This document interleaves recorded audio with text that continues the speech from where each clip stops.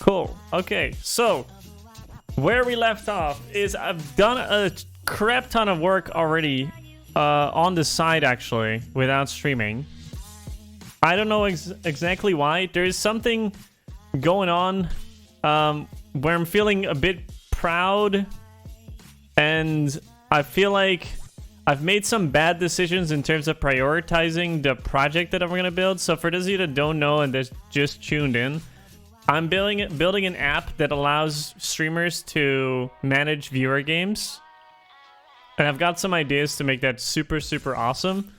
But I honestly haven't really found a way yet to prioritize things properly and make sure that the features go out that I want to go out first. And I don't want to rush things and don't complete this project. So I have a hard time completing projects, and I'm sure I'm not the only one that has that issue. And the weird thing is the more you learn or the more you progress programming-wise, the more you want to do things right. And then wanting to do things right gets in the way of actually getting things done. So, I need to find balance in terms of making sure that I get things done, and I also there's good code quality. I'm not gonna hate myself a couple months down the line. So what I've done, just a run back, I have what we're gonna work on today basically is we have a backend that is written in Elixir. It's a Phoenix application that is going to serve as an API. And we have a viewer games chatbot written in TypeScript, so JavaScript, that will be connecting to Twitch chat, join a bunch of channels, and then as soon as people want to join a viewer game, they can just run a command and it will add them, and it will do a request to the API, it will save them over there, and then the streamer can manage the dashboard and run run the things that he wants to do with it. So this is an entirely different switch from where I wanted to go in the first place, because initially what I wanted to do was I wanted to make everything in the UI, and then I realized, you know what, that might cause a lot of time because I don't really know what the streamers want yet. So I was thinking about just talking to a lot of streamers and getting the information that I need in order to know what I really need to build. I know what I want to do in core. I just do not know how it's going to work. So I built this thing initially. It's you can visit a stream basically. You can join their queue and it shows up, and you can connect with Twitch. And I was like, I think we can make things a little bit simpler than that. And so I completely eliminated the UI part of things, and I just completely said, okay, the backend right now is just going to be an API, and then we'll figure things out later. So I eliminated the UI part. I basically pushed that to the later part. So what I wanted to focus on now is basically make sure that we have these endpoints available, and then we have a Twitch bot to connect to Twitch. So in order to get that done, I needed to make sure we have API authentication set up. So I wrote a PR that basically does exactly that. It allows you to, have a client ID and a client secret set up. This can be done basically by logging in. Actually, let me show you. I'm pretty sure the app is still running. Yeah. Localhost 4000, and I need to log in with Twitch. Let's do that.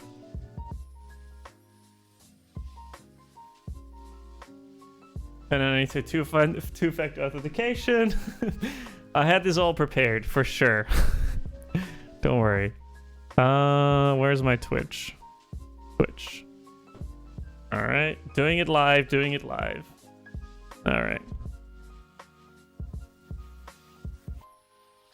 Doing it live. All right, so here we go.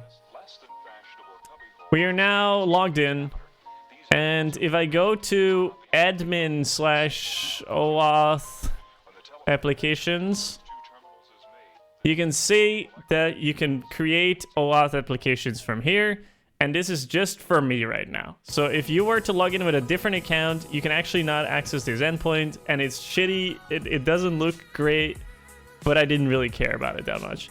So what this does is it basically creates an OAuth application. And since we're doing client, what is it called? The OAuth one? Basically, just backend to backend, basically. We only need the client ID and the client secret. We don't really care about callback URLs. And since we don't really have any like roles defined yet or scopes that the API can reach out, I just left that blank as well. You get a client ID and a client secret, and that basically allows you to fetch access tokens. So let me show you how that works. This is Postman. It's an API client.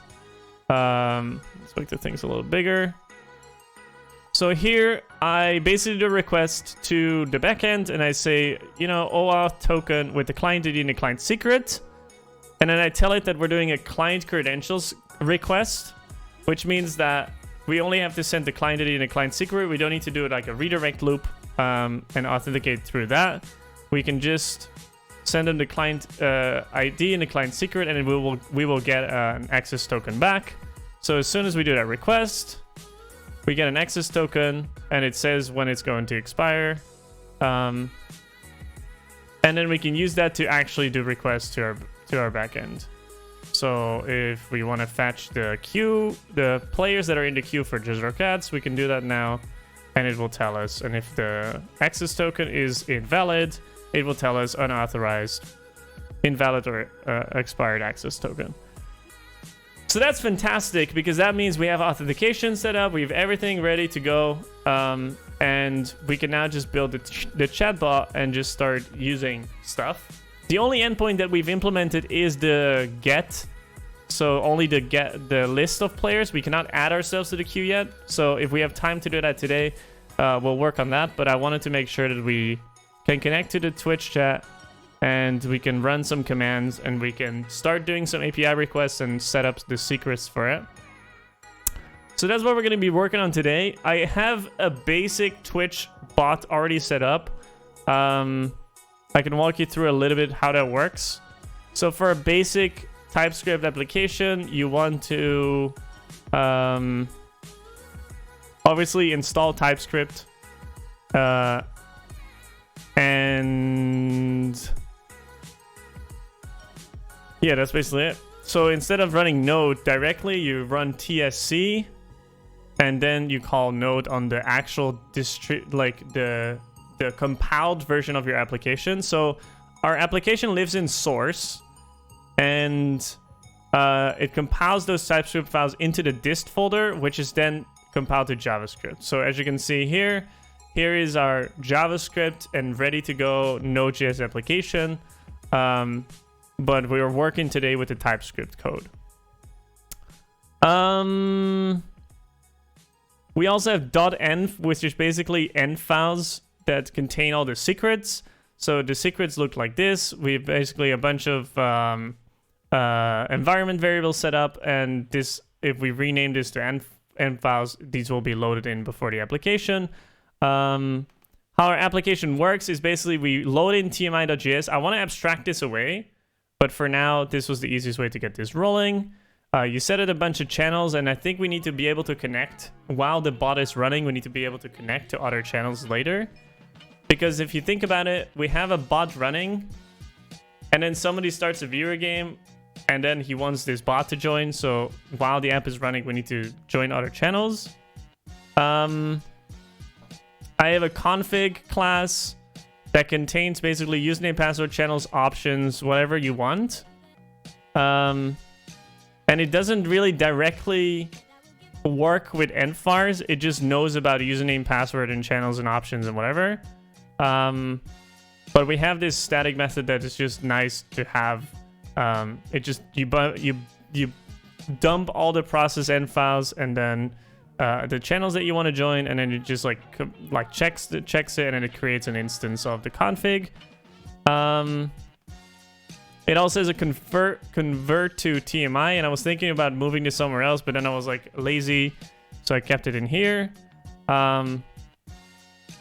it basically returns the TMI object in the proper way. So we set the username, we set the password, we get the channels, we set it as debug, depending on the configuration. And what I was working on right now is basically doing commands. So I want to create commands that are on its own, and have the client abstracted. So how does this work? And I was actually, it's funny because I tweeted about this the other day too. I was trying to figure out a way to use classes. So like have a class and then basically just use it as a module. So if I have like the class YOLO and you do only public methods like test, for example, you can import YOLO and then basically just call tests on it, which is nice because you can basically namespace your domains and have like static methods on them that allow you to basically work a little bit more functional, I would say, where you don't really have any local state. You just treat these like functions as like on its own, and they don't have any side effects or a minimum amount of side effects. Then I realized that TypeScript, if you have an interface, it doesn't work with static methods. So what I did instead was, well, I made this base command contain all the methods already, but then still this test wouldn't really work like all that great. So I tweeted this out, and then one of my former colleagues said, so what I was basically saying was like trying to avoid class instances in TypeScript and rather work with them as modules, but I cannot use interfaces to, you know, type them. Because basically what I want is, let's say I have a client, right? And I call say on it. And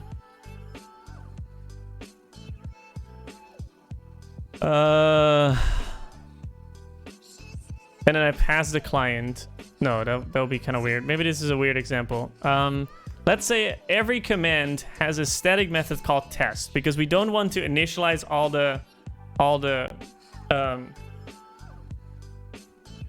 the commands if for this message we're only going to use one.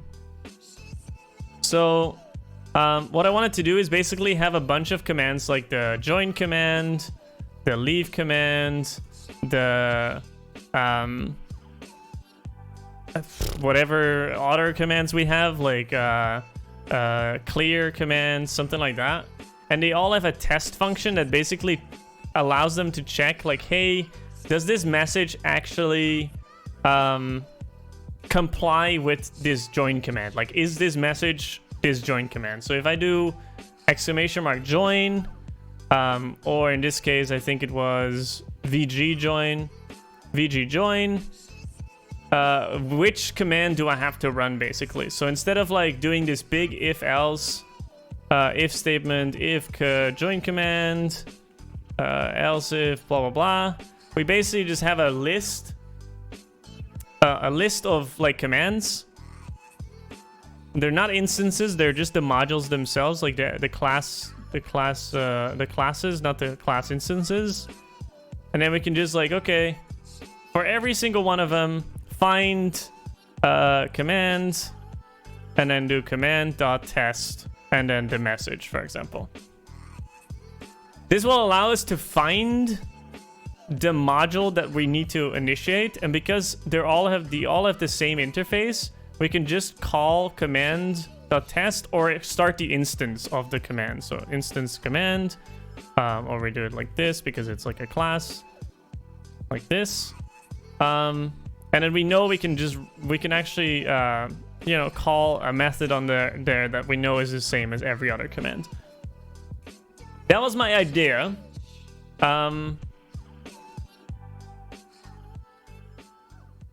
I've written some tests for it. I have a command factory, so every single command right now has a constructor that takes a client. And this is a little bit of a dependency injection here, where we pass the client that we want. So, and this client interface is just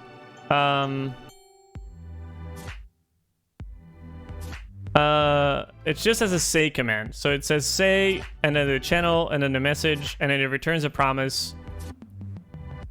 That's it.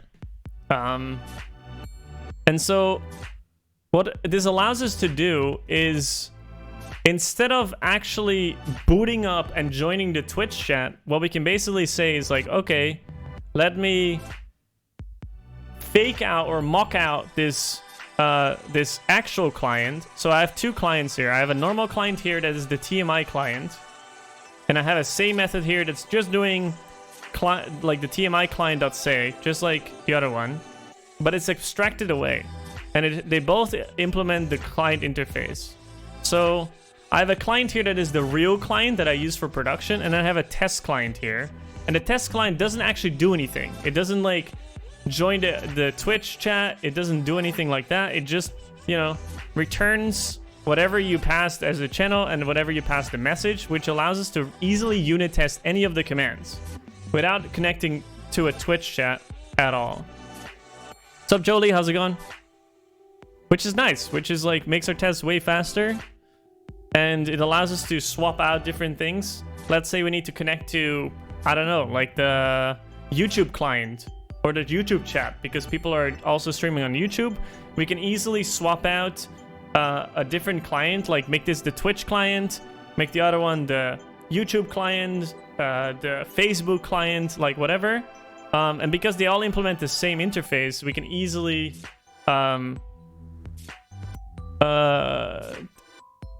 well, make different implementations for this.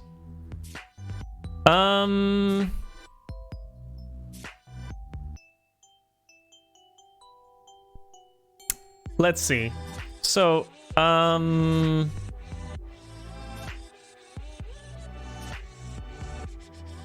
where are we at? So, we have every command basically has a static method, and because we cannot really rely on the type, I have implemented this like utility test interface method that we can run in every single test that just checks, hey, does this command module actually have a test method? It's kind of awkward. It's not great. I would rather use TypeScript for this. And I also had some troubles with actually creating some sort of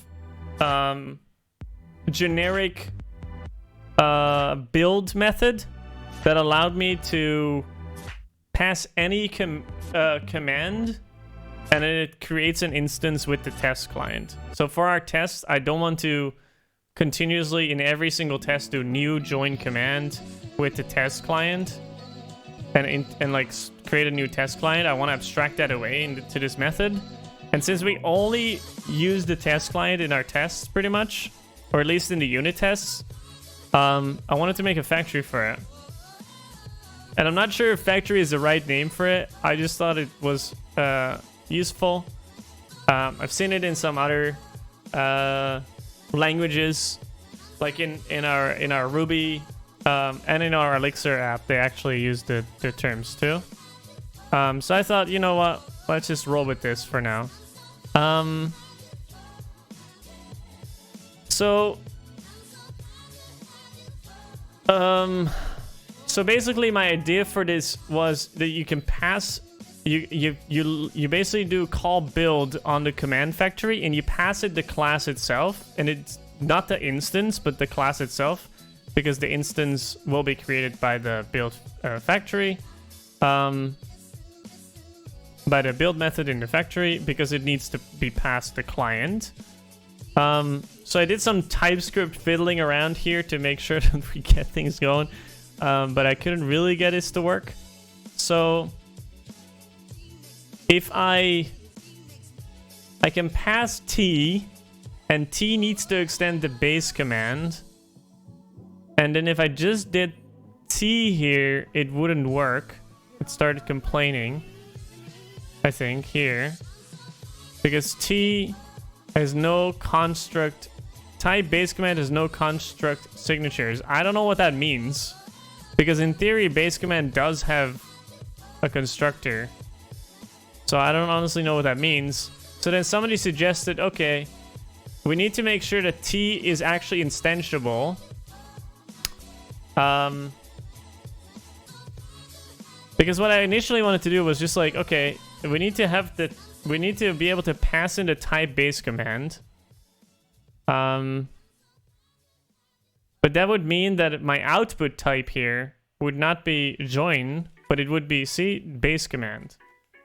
And I want the output type to actually be the command that you pass in, because what you're getting back is an instance of that join command, not the base command. I don't really know how to do that. So you're passing in T, and it extends the base command. But also that doesn't work. So in the end, I just settled with this. The thing is, this is not very type safe.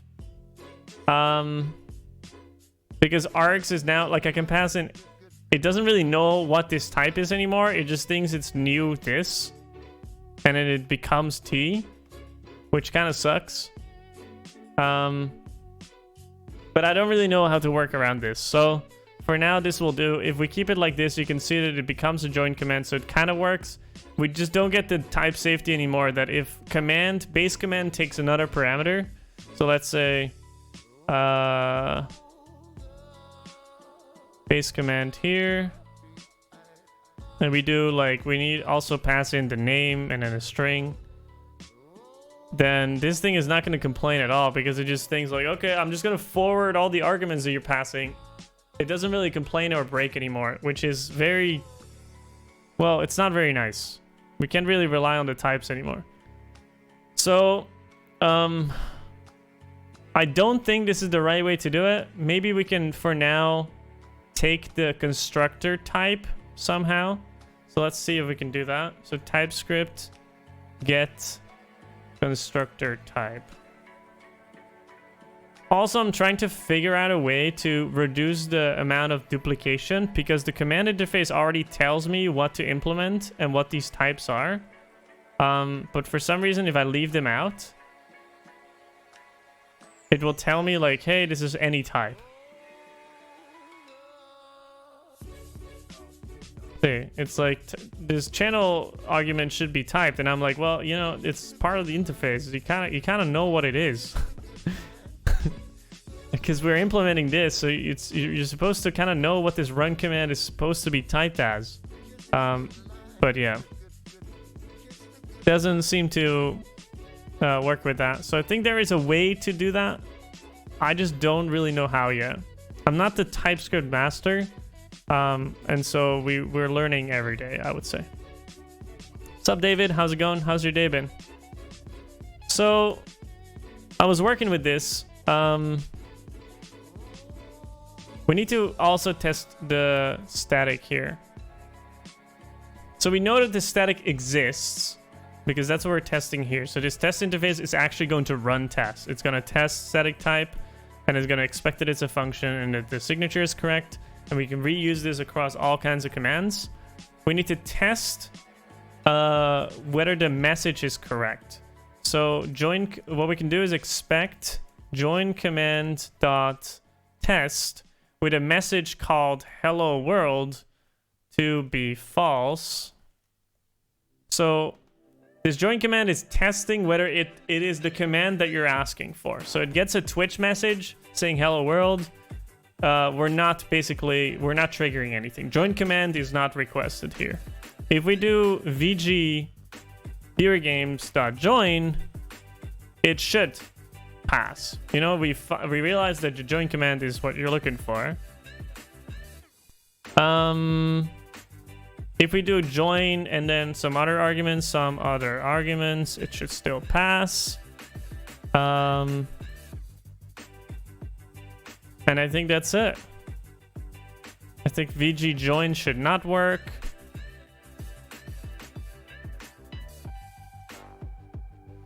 The failing ones first. We can run the test. Make this a little bigger. Oh, our Rails app is also running. Great. Let's move this to a new tab. Cool. Yarn test. Test watch. So we're using Jest for unit tests. It's like super fast and the interface is super nice too. I really, really like it. Oh, our concept here is talking about a message. Oh, it's trying to open it with VLC. Interesting. All right, cool. Awesome. Yeah, totally. Why does it think this is a song? Oh, the TS is actually, yeah, that's true. TS is actually a video file. Crap. Okay, message is message. That's not correct. This should be string. The command interface should have actually caught this. But because it's a static, we cannot actually do this.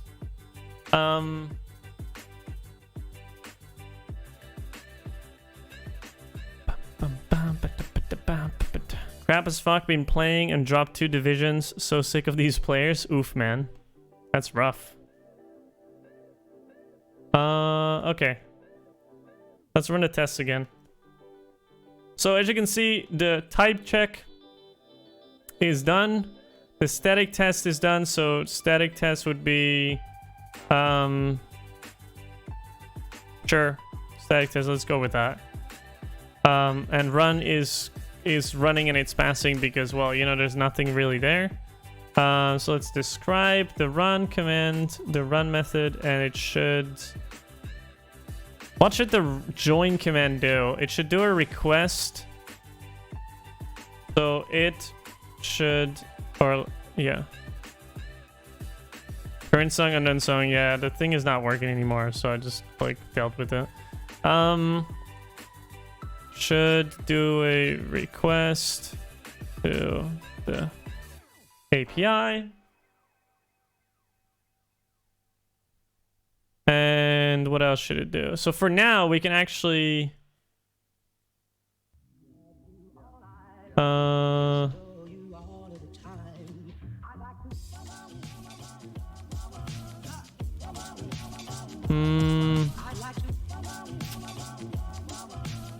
If we're going to be running...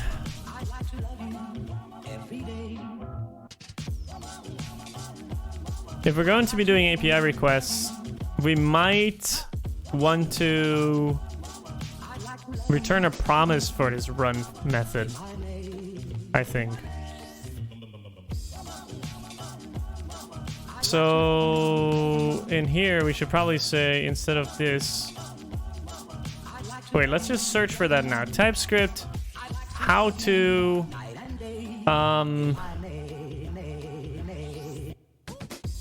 use interface method types.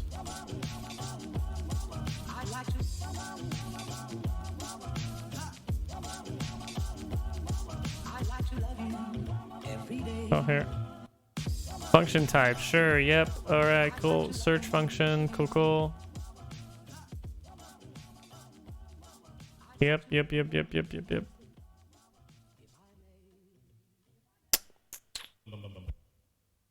TypeScript class interface. Just see how it works.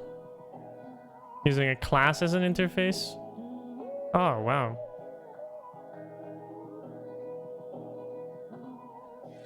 Class methods interface. What is this playlist?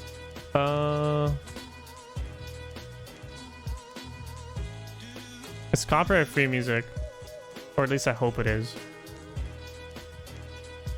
Yeah, we have a toString method and cool. They both implement them, but they don't have method like arguments. Still no arguments. Great, fun. Yep, awesome.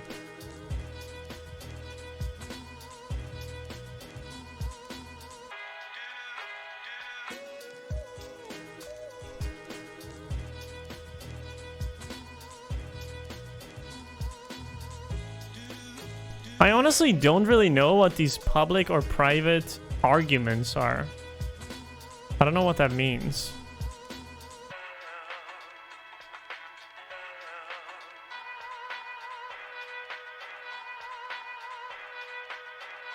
Like, why? I don't really understand. Why do they need to be public? Never really understood that. The pizza maker gets this. Pizza maker creates, and it creates a pizza. Cool, cool. Yep, awesome. Nice. Pizza takes a name and toppings. Cool, cool.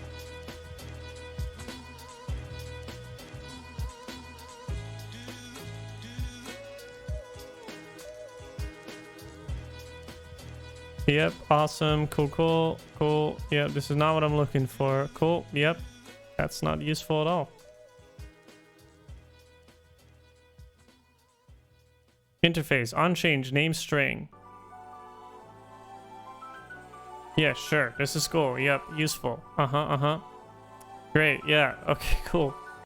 Nice.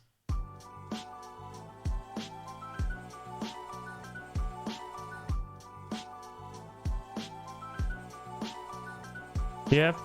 Implementing multiple interfaces. That's awesome. Cool, cool. Okay, yep. I don't know what to Google for. This is like all exactly not what I'm looking for.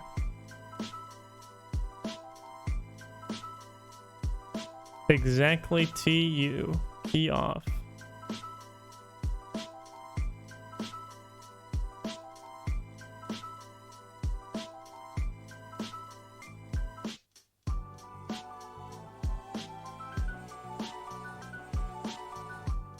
What?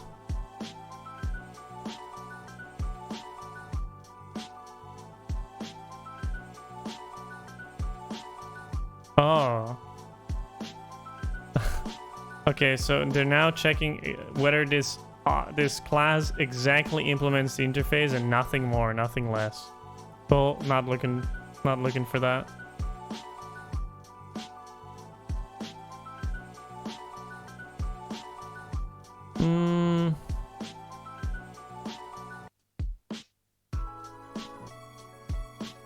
Yeah, so this guy is doing it. See, it's like he doesn't mark this, but the oh, here, yeah, the parameter name explicitly has any type. Yeah, cool, awesome, yep. Oh, that's actually nice. Static side versus instance side of classes.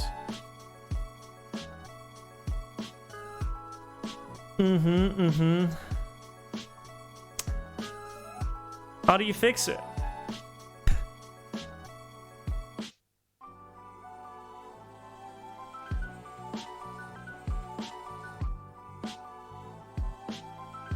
With the method signature for the set, inside these parameters, we specify that the name, blah, blah, blah.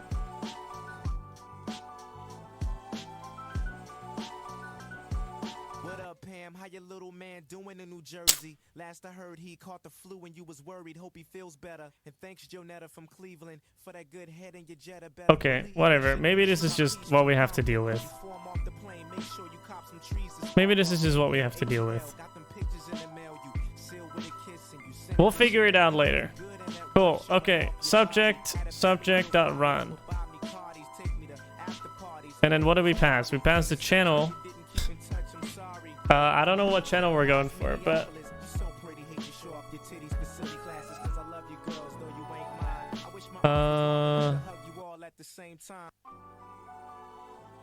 wonder if we should make an abstraction for this. Because all the commands will always need to pass these arguments. And most of them are not very useful.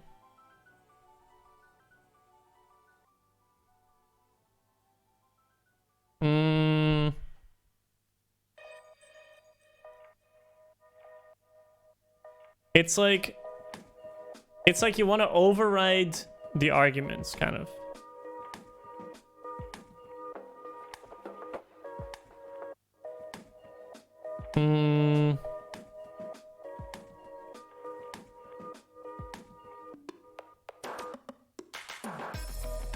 I also want to get rid of these types. I want to abstract these away and not use TMI directly, but I was too lazy to actually write my own types for this. Because look at the state that it gets. It's a lot of state.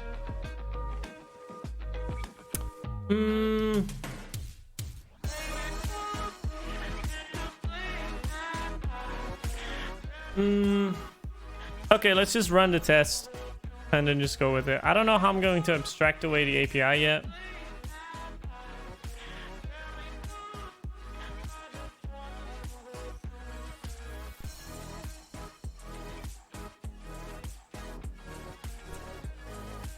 There's so many questions. There's so many ways I can do this. And this is what I mean. Like, if I wasn't like if I didn't know all these design patterns, and maybe I'm implying them completely wrong, that could definitely be true. I don't really mind it. We're all here to learn. I would have just like went with it and coded it so much faster than I'm doing now.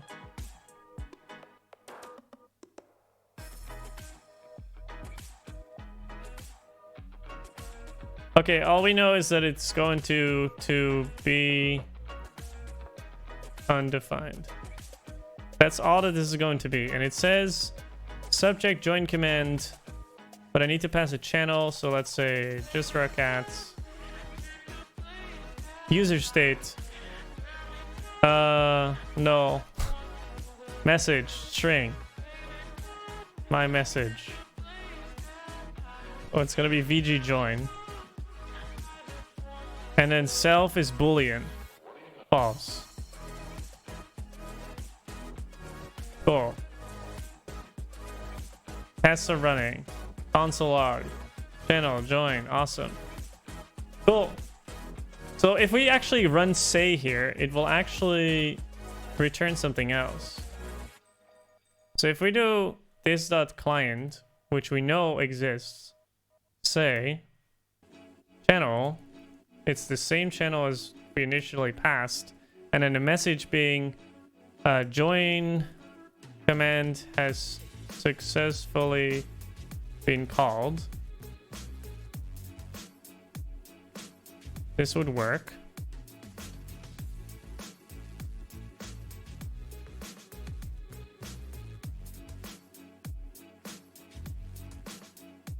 Whatever. Cool.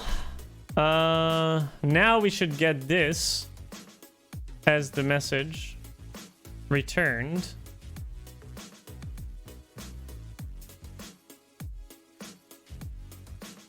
But we don't return anything.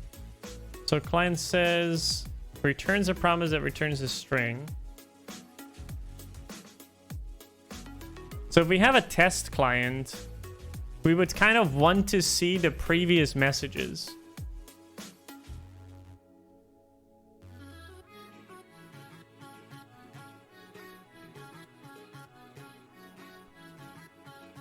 So maybe we do that out here. Just have a global like store kind of.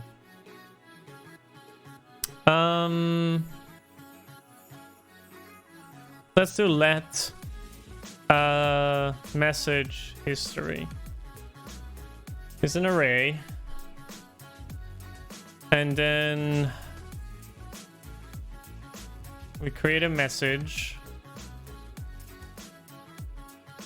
and then the message goes in here, but we also do message history. Let's just create a tiny class for this. Message history, test message history, it has this message history is string array. I don't actually know if you can do a static method like that. Cool. So let's have a static last, which returns the last message history.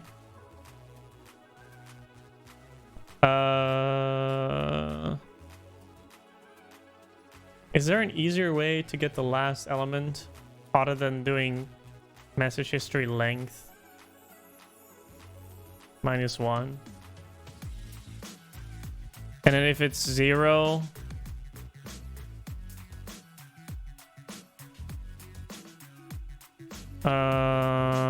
you will try to get -1, which doesn't exist.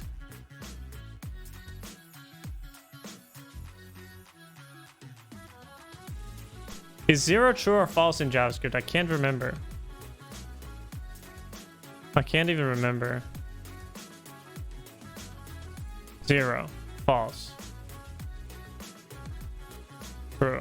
Okay, 0 is false. So if we do... I can do a ternary here. And then X is the length property again. Super ugly. Oh my god. But if it's truthy, then do -1, and otherwise just 0. Does it actually matter if I have an empty array and I try to access -1? It will just give me undefined, and if I get 0, I also get undefined. Yeah. So honestly, it doesn't really matter.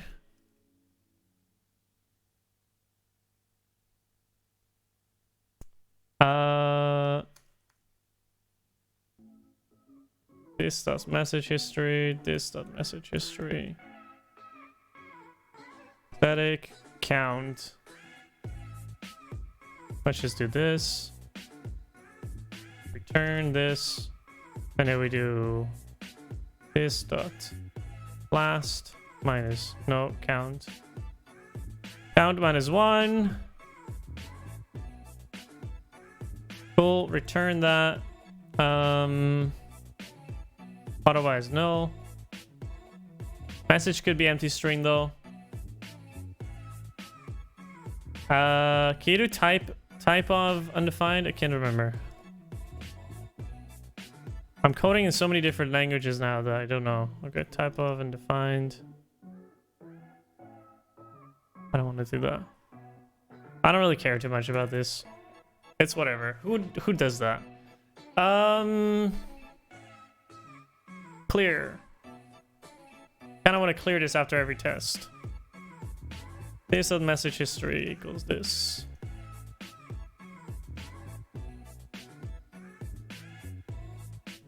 And then we have static add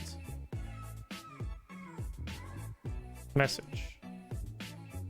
This dot message history dot push message.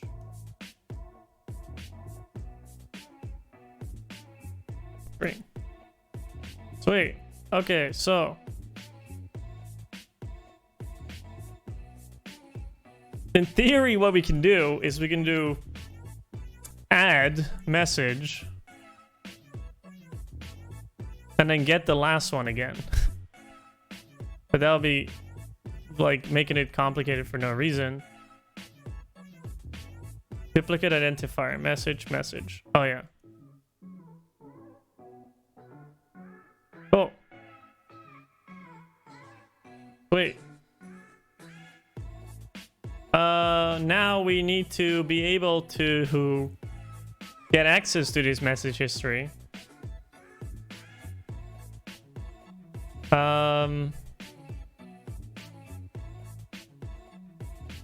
So instead of getting the default, let's actually export both of these. Ugh, I'm not sure if I start to like that. That's not great. What's up, Gerp? How's it going? Not a fan of that. Not a fan of that, but sure. Because that would mean that if you use the... Wait, where do we have this? In here. Oh, okay. Yeah, I'm not too big of a fan of that.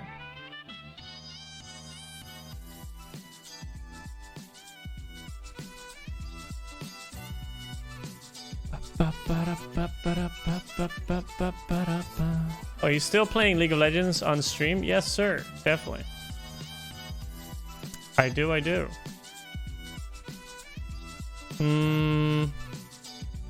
Just not today. You can export them separately without making the message history part of the default export. True. Like I can do this and then also do this. But what I like to do is like either have one default or have everything inside of the... But the thing is, maybe I'm even thinking of making just a static on the test client because I don't know if that's going to cause any problems.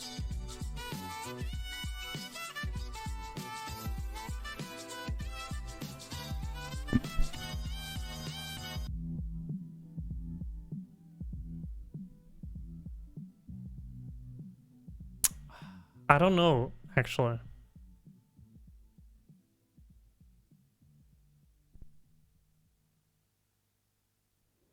The thing is, here is why I'm making it more complicated than it could be. I want to, when somebody uses viewer games join, I don't want to immediately say something back and say like, you have successfully joined the viewer game. I want to do this maybe after a second or two, because let's say a lot of people are spamming this at the same time. Like, let's say you're a big streamer and you say, hey, you guys can join the viewer games by using ! viewer game join. What we need to start doing is we need to queue up all of these people together and then bulk, like in this order, bulk, like do a bulk, one request, bulk insert basically. And just like bulk join all of these people.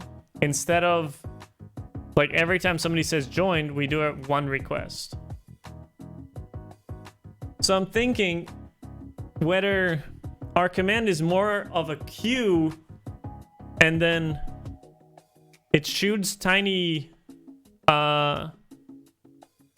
it shoots events off, and those events get eventually picked up every so often, like every second or every 5 seconds.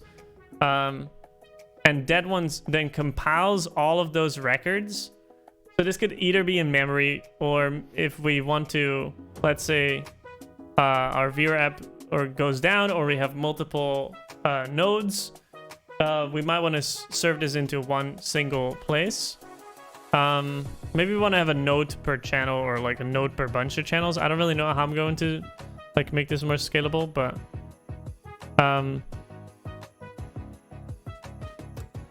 eventually we'll need some sort of history, some chat history, so to speak.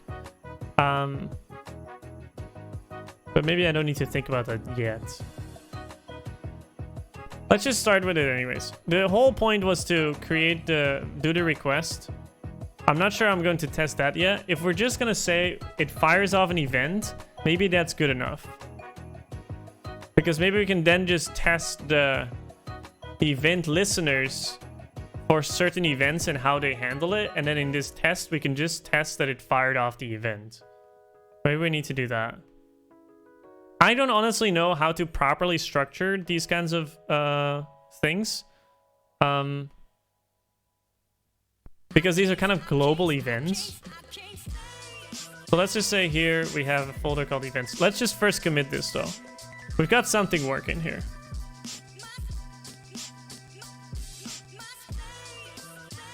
Yeah, let's roll this back.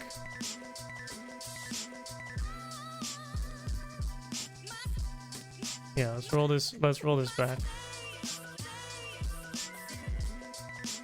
Let's screw that idea of a text message history. We'll come back to that later. Let's get rid of this. Boom. Bada bing, bada boom. Could have also just reverted the file, to be honest. What file is this? Test client. Oh, never mind. I didn't commit yet. Cool. Okay. So, beautiful. So if we run the test now, everything is passing. Should do a request to the API. It's not true. Cool. Let's commit this, even though it's not fully done.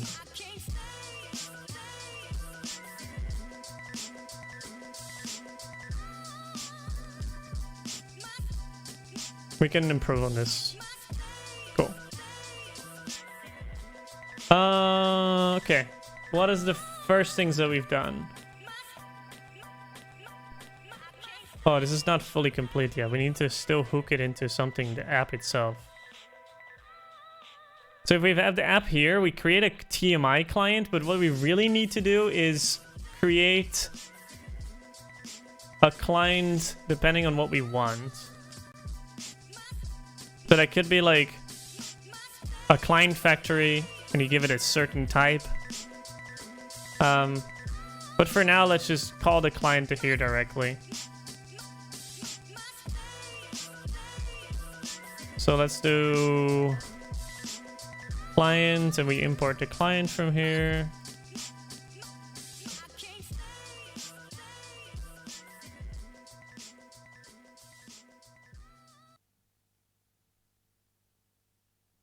Yeah, we have a client here. Why is it complaining? Okay.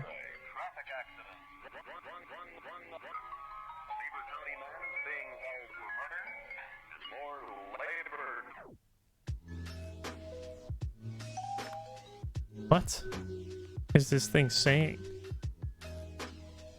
Cannot find module. What? I have a client index.ts. What is this? What is this? What? Are we sure? How can you not find this? Did I make a typo? Am I crazy? Is TypeScript crazy?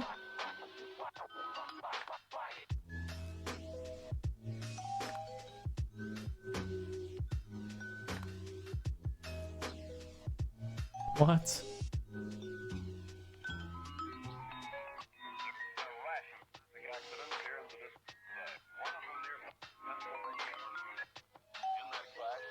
I don't know, man. Lib client? We are inside oh, wait. We're not inside lib. Just kidding. You're right. Thanks for that. I would have been here all night.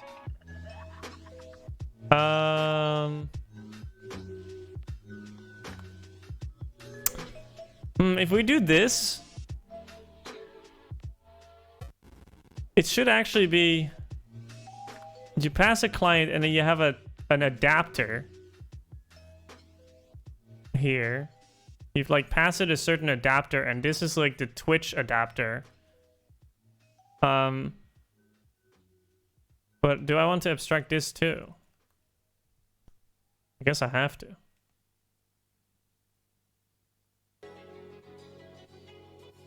On message.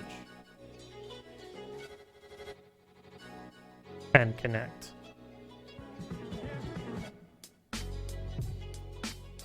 Connect does nothing. It just returns a promise. Any. On message takes a callback. A function. I don't know what this one does.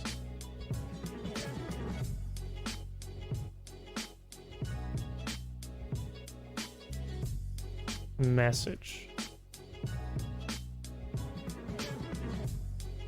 Events. Message event. This is what it gets. Yeah, so I kind of want to abstract this, but I'm also very lazy, so I won't.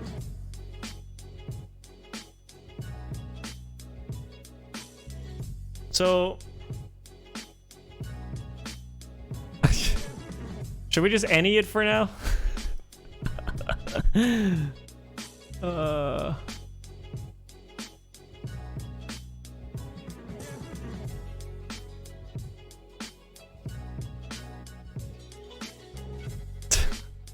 This feels so bad.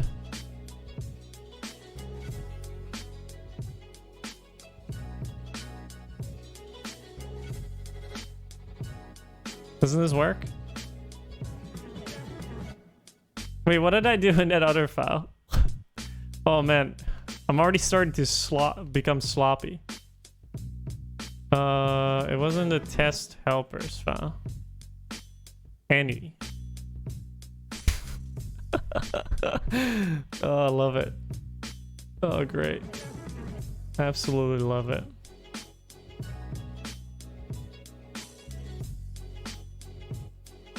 What a beauty. What a beauty. Cool. Okay, client connect. It should implement that, yeah. Client, and then here this one should have a connect. And it just does this.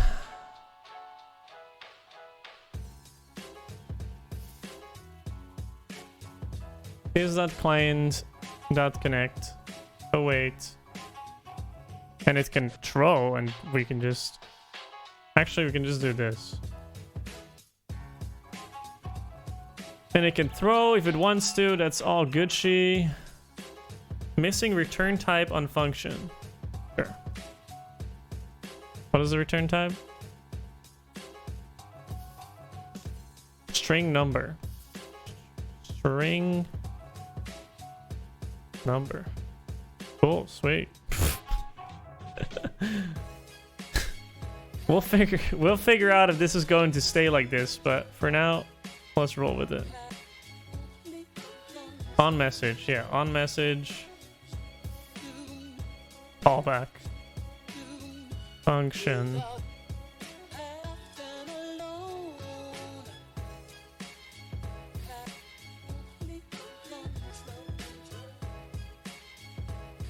Ban types. Wow.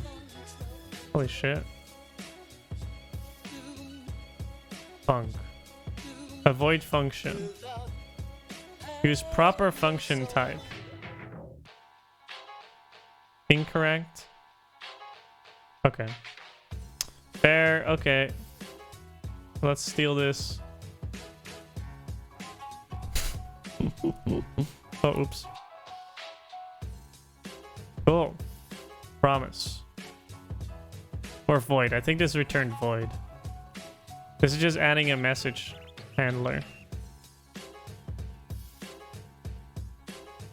Return, or not really return, it's just like this.client.onMessage callback. Done. Register. Donezo. What are you complaining about? Yeah, this is on message. Sweet, okay. Awesome. What are you complaining about?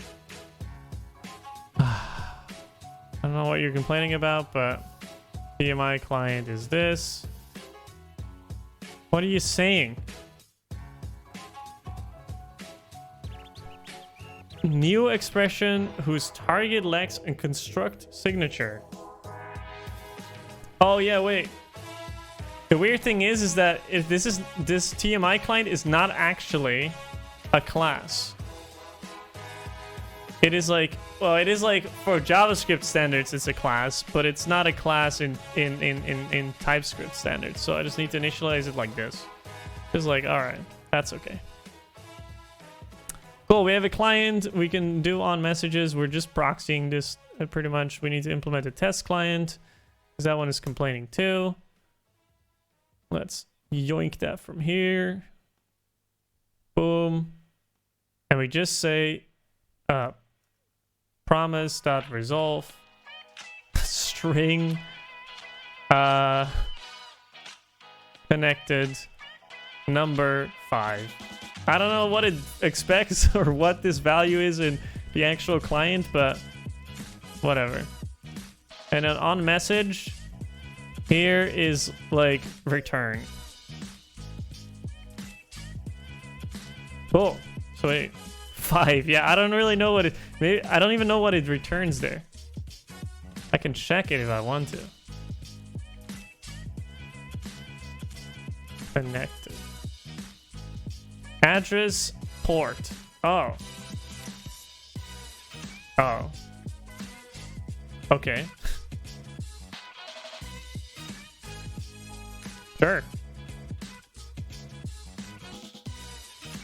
Cool. Okay, so this would work if we were to just run this.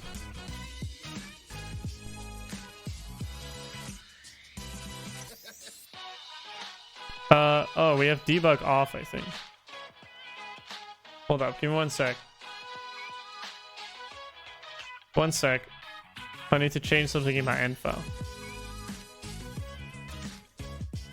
Without showing everybody my secrets. Cool. Okay, sick.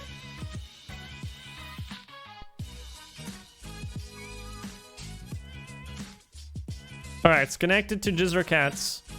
Now, if people start messaging in the chat, hello. I'm not logged in. Are you serious?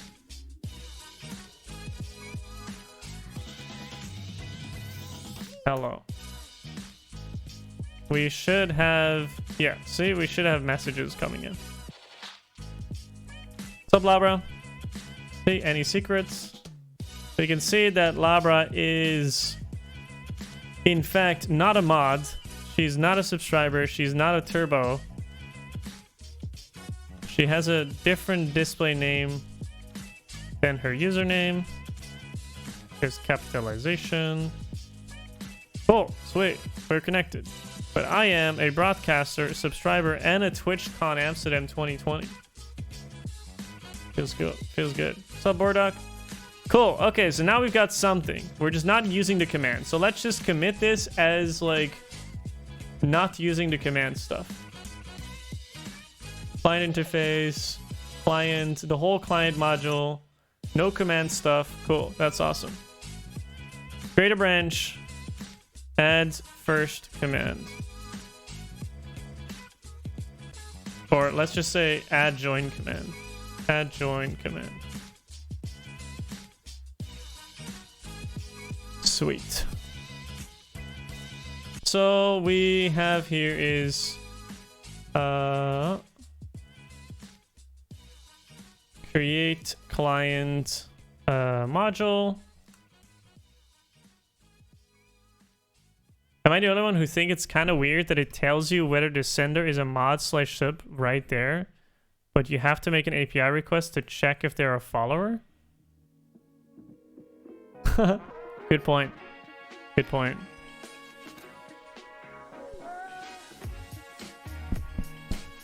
That's actually interesting.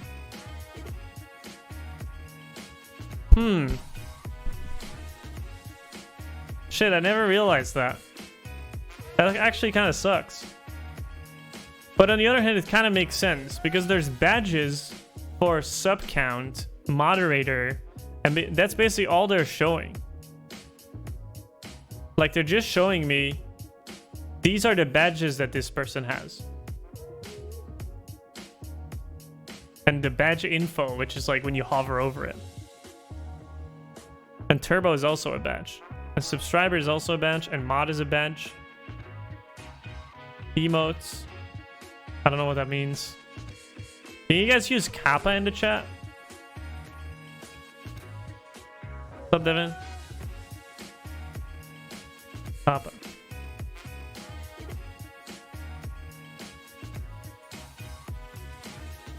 Emote only true. Emotes. Yeah. Yes, it's all this. It's all the. This is subscriber is needed for sub only mode. Turbo is needed to display the badge. Mod is needed for mod only, like mod only ability stuff and like things. So you will need to know about that. But follow only. Actually, wait, there is a follower only mode. There is follower only chat. Yeah. Hold up. Wait, that's so weird.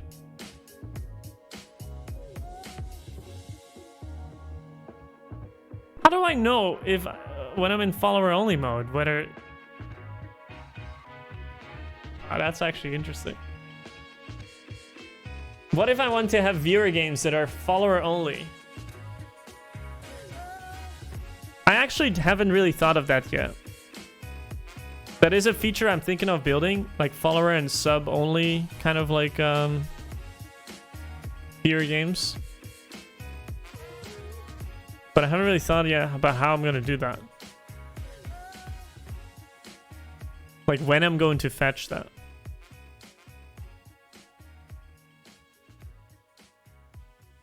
Like when they're trying to join the queue, I'm going to validate everything from the Twitch API. I don't know at what time I should do that. Because if a lot of people are joining the queue, I cannot just like always check everything. Everything you said we already knew, more or less. Well, here's something that you didn't know. Two of those special atomic bombs. Like from from an, like... The thing is with Twitch streams is that shit can happen, like, very quickly, right? It's not like it steadily gains traffic. It's like a Twitch streamer says something in like about joining viewer games, and then a flood of fucking people start joining, right?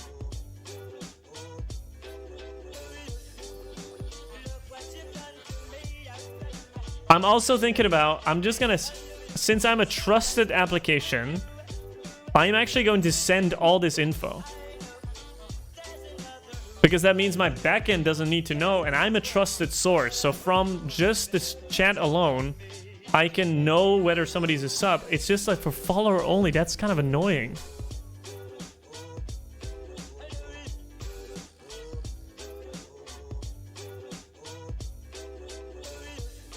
And the thing is, if I want to...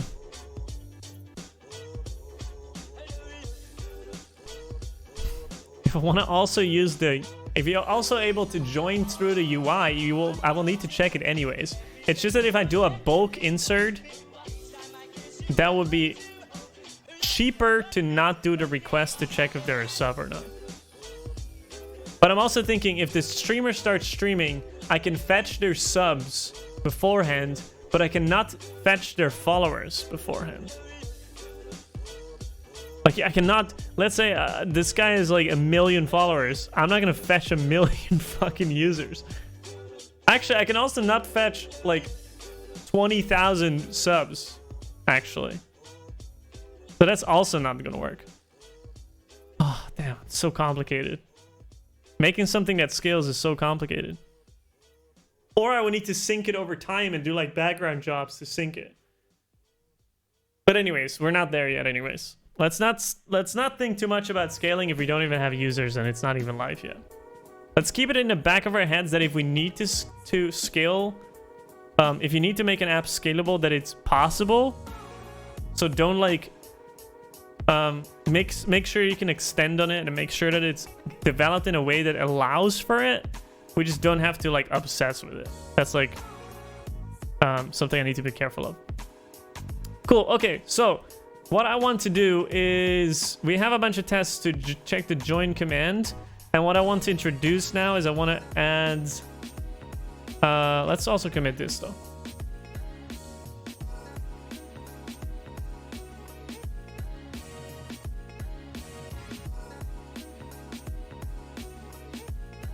Sure. Add join command.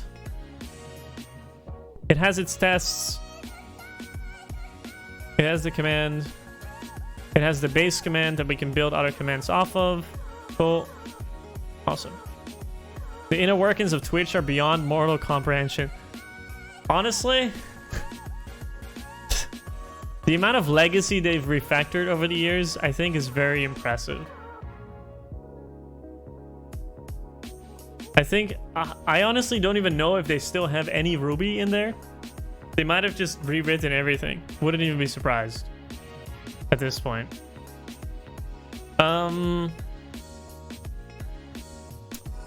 Yeah, so we need to, on a message, we need some sort of command router.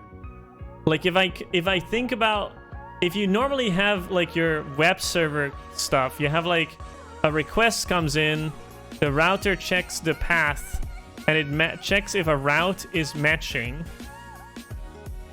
And then if the route is matching, it sends you to the controller, right? So in theory, this is what this is. It's like we have a command router that has like all the commands registered. So like build commands or something. And it just like loads all the commands that we like fetch from here. So it like we just have a list here and it just loads that in.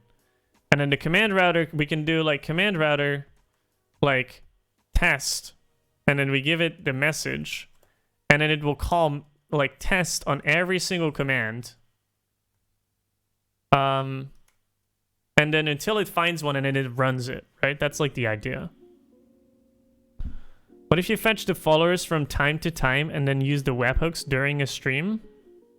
Because there's a webhook for a new follower. I'm not entirely sure what I'm gonna do yet.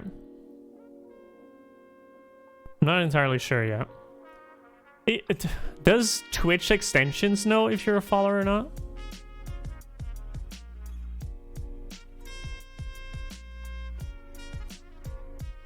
But yeah. So let's build that.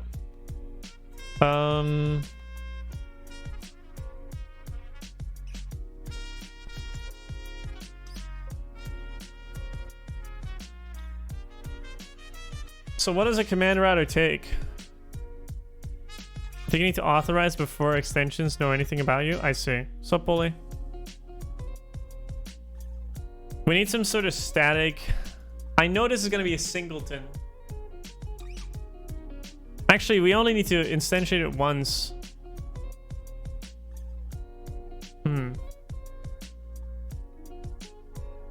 This is going to be a long-lived application. So in theory, this can be just a loaded once at the start. So like an initialize method. Constructor. Fetch all the fucking commands. Import. Commands from commands. Let's not do that though. Let's actually just have a list and we export that. Join for commands. Not sure if I'm a big fan, but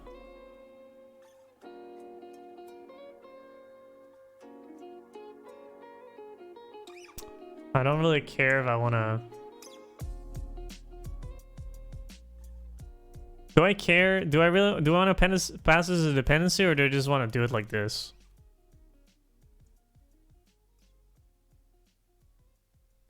Don't really care too much, to be honest. Commands is an array of base command. Is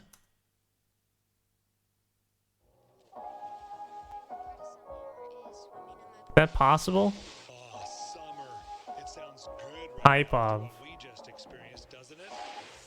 Grilling out, lawns being mowed, and pools opening. These are some of the Command module is type of base command.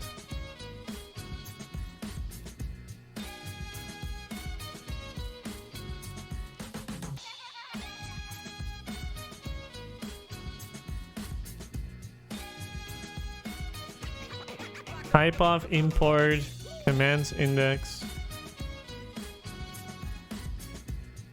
Sorry, what?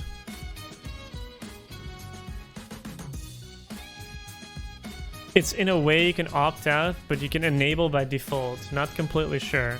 I see. Thanks though. The type of commands index. Oh, wait, hold up. Should be like this. Yeah. Cool. Okay, and then we can say test message. Or like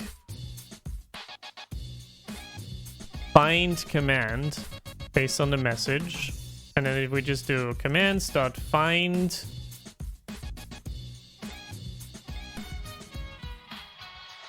this is a string, and we return a command base command instance. Or no. So we do find. So this is the command. And then we do for every command module. We do command module module.test message. So we loop over all the registered commands, and then we test every module, and then if that command exists, if that command does not exist, or that module rather. Can I do that? Sure. If the command module, yeah, so it's a base command or undefined. That's correct. We say return null. So if we couldn't find the command, can I do private here? Yes. Otherwise, return the command module new. And then every command would get a client. So this would also get the client.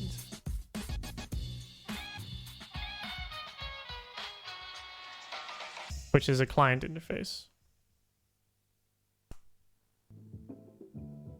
Wait.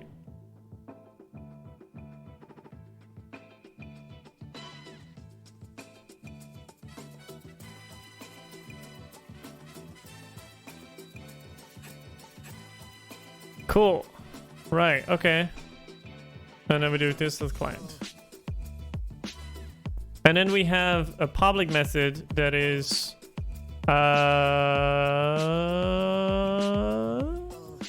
execute command,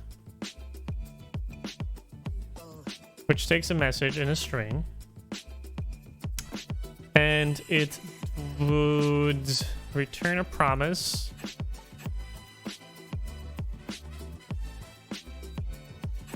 with any, I don't know what it's gonna do yet.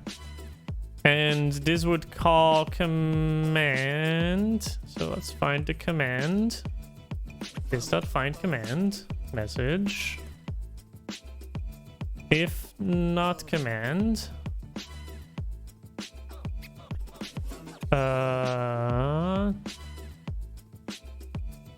if there's no command to run,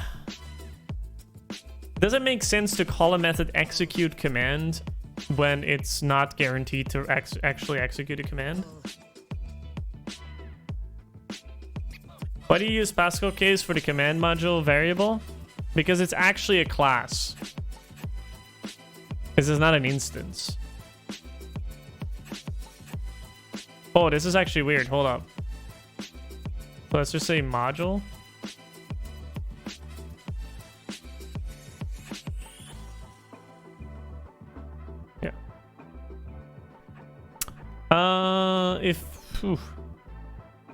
Execute or ignore command. Is that too explicit, or would you say that's fair? If not, then just return promise. Promise.resolve. Even if you don't do anything. Defined. Or void. Otherwise, if we do have a command, we can say command.run message. And all the other things that we actually get. So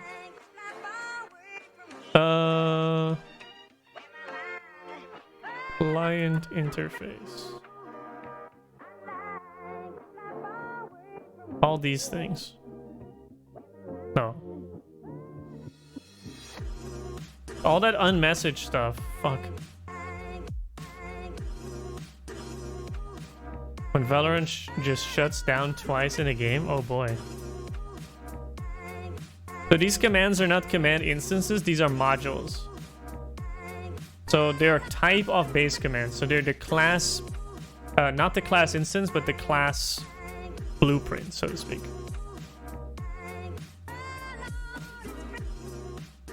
In theory, I can unit test this. I just need command.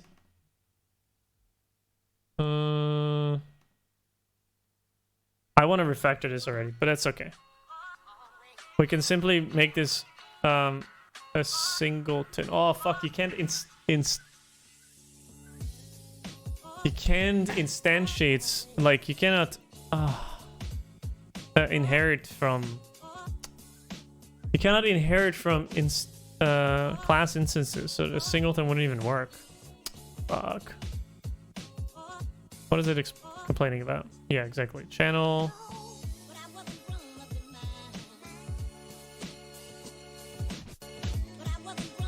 So this would get the channel, which is a string. Channel. And then user state. User state.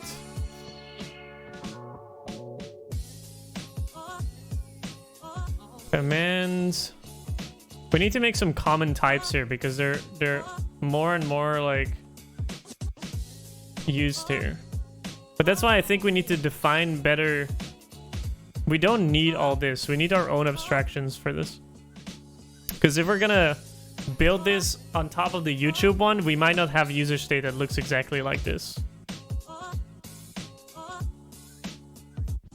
And we need like a proper abstraction that allows us to make use of that.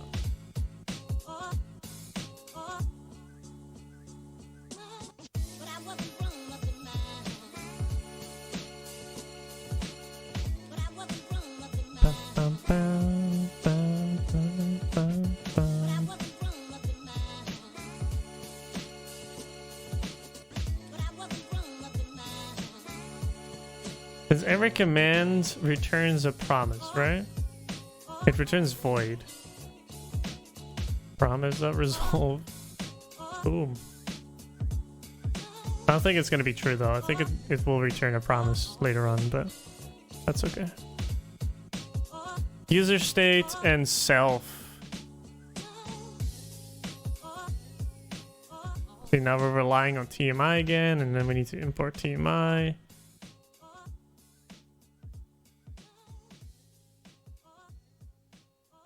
Cool. Nice. Okay, let's write a unit test for this. This should be easy. Router.spec.ts. Is it TS? I think so.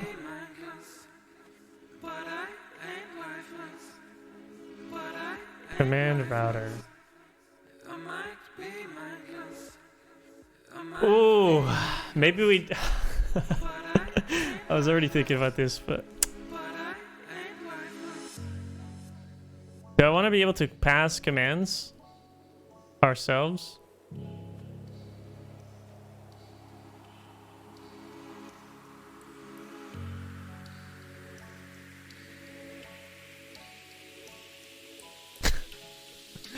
Shit.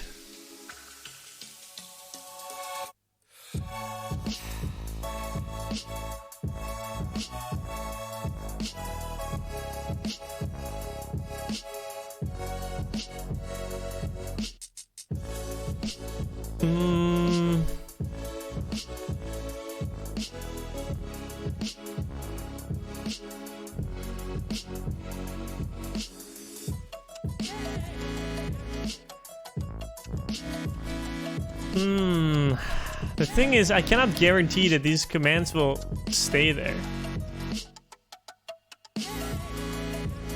Well, let's just tightly couple it to the commands module and just like read it from there, I guess. Oh, oops. Let's just tightly couple it to this thing.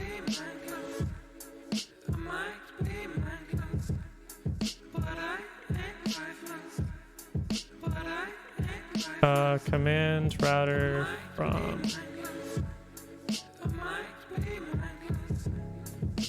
Cool. Okay, so...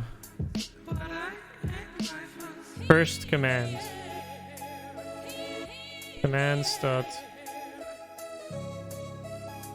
Just as a helper. Okay, so what should this command router do? If we execute or ignore command, we should be able to fetch a command and otherwise do nothing.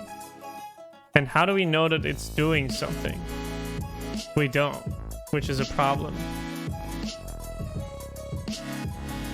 Because in both cases it returns void. So how about we have some status codes that we can test with? So let's say instead of returning void, we're doing like a tuple where the first character is a it's gonna be okay or error, and the second let's make some types for that too.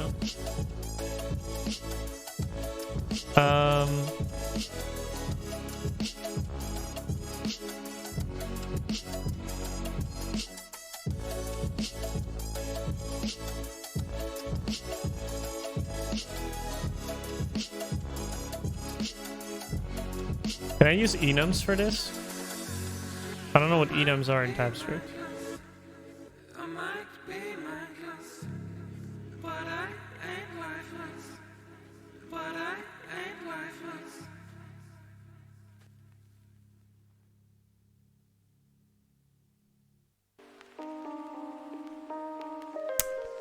Did I use enums for this?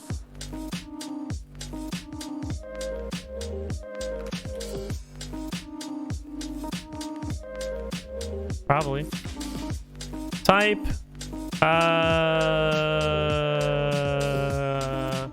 Status?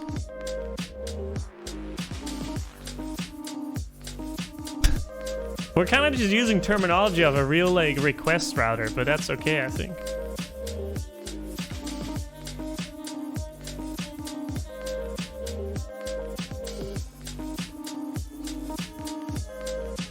Let's do lowercase. Status.okay and status.error. Status is a type, but not a namespace. What? How does this work? Oh, enum. And then we need to do this. And then this is not like this. This is just like this. Okay, cool. Yes, we're we're doing it. TypeScript, huh? And then here we want to have some sort of, maybe this is what the status is more used for actually. Because this is more like we have ignore, which is what is the code for no content? 204. It's gonna be so funny. I'm not sure if I'm down the line gonna regret this so much, but like command run. You want to type into now status run. Status completed. 200. Okay.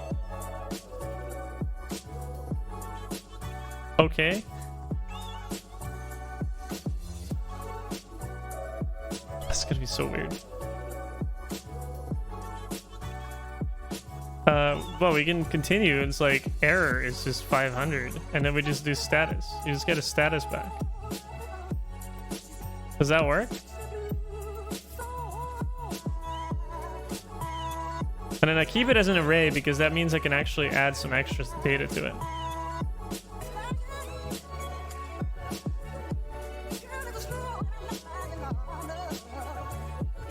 Like, for example, oh fuck, I hate this. Here's the thing. Status, okay.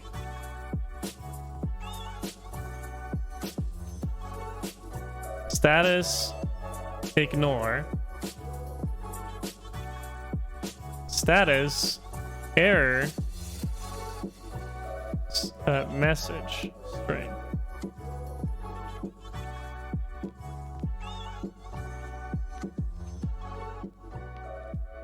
Actually, we don't really have a way of erroring. Except that if we were to run the command and then it would fail somehow.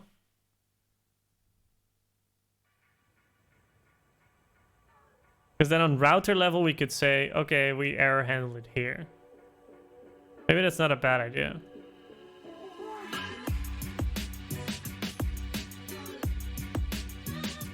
How about we do this? Why is this looking so weird?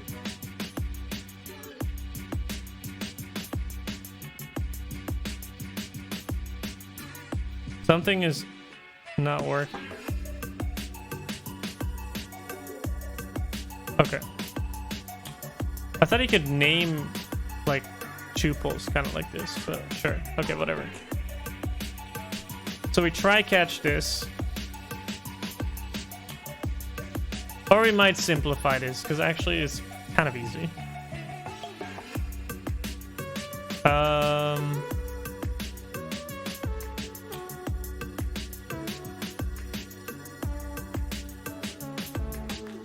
Let me think. Because this does not return this. So I think it's actually probably better and more readable if we just do async await. If this does not error out, we can say return status. Okay. Does that work? 200. Catch error.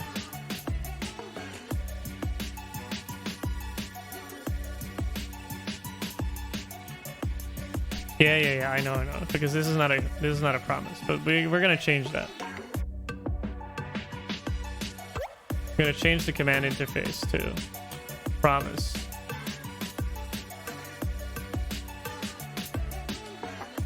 Promise.resolve reject. The base command rejects commands because it should be implemented.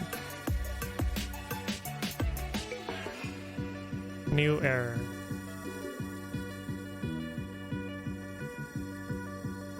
Didn't you say it's easier to make a Twitch bot that is nothing special, and here you are making one?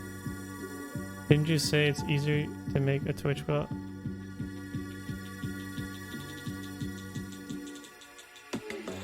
Yeah, true. I said it's just by itself having a Twitch bot do this kind of like viewer game joining and leaving is not very special.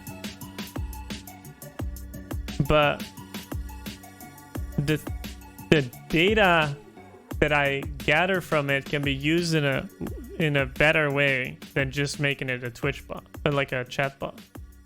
This is just like the initial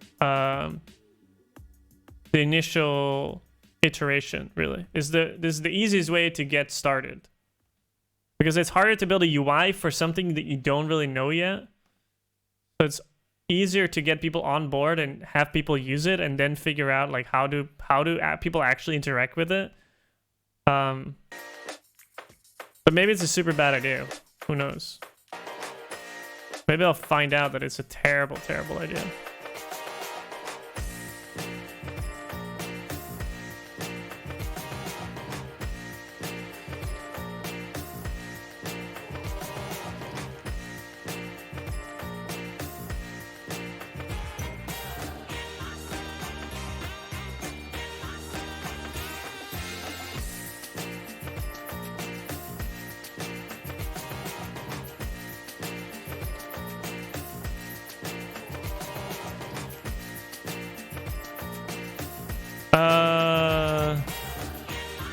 This method needs to be implemented. It's kind of weird because this is a code smell, right? But it's such a I think it's more like a TypeScript limitation, really. Because I wanted to make this an abstract class, but then it couldn't have a constructor. It's so weird.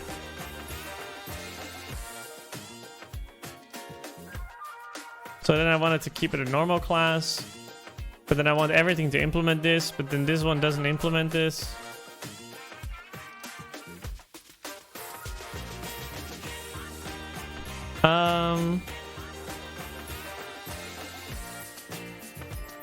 Okay, so promise void. Can I also pass in? Yeah, sure. When it's successful, it just does void. Okay. So now a join command is going to fail. It says, hey, this doesn't implement this. Promise. Return promise. Dot resolve. This doesn't really do anything yet. Promise. Void.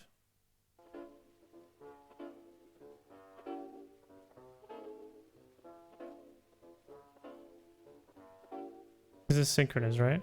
Oh no, it's not synchronous. Let's just do async. Wait. Don't really care.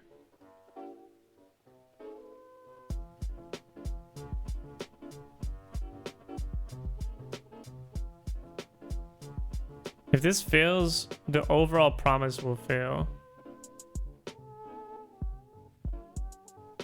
And then that will be caught. I don't really care about the response, really. I just want to return a promise.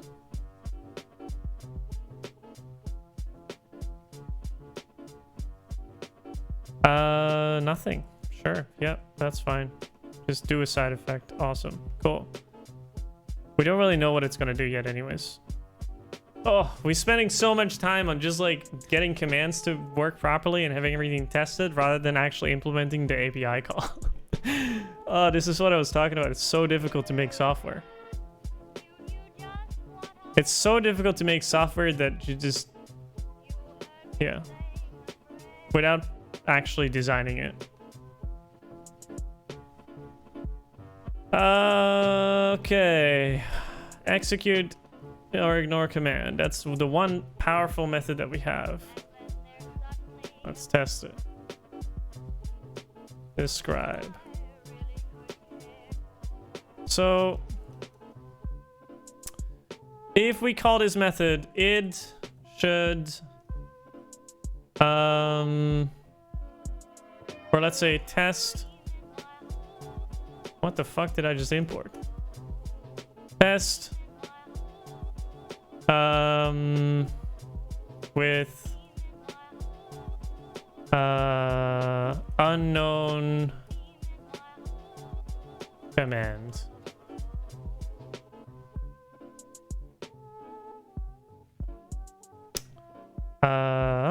We create a new router. We need a factory for this. Let's create a new export class route. No, we have a command factory already. Sweet. Would you look at that? It's coming in handy. Command factory.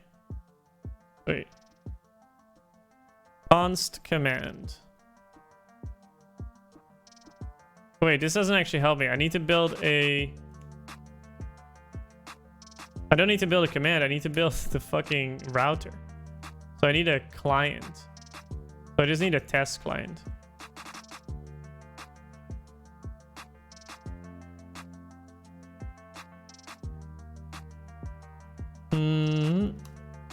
Client this.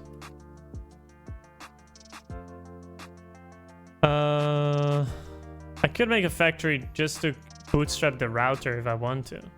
Maybe not a bad idea actually. Export class route command router factory. So if in another test I need to make a router, I can just do it. Return with a client and I want to import the route command router from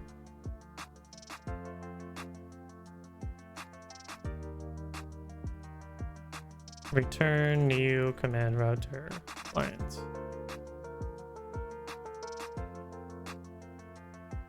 Cool. No interface here. It's just a full-on router. I don't think we really need anything else.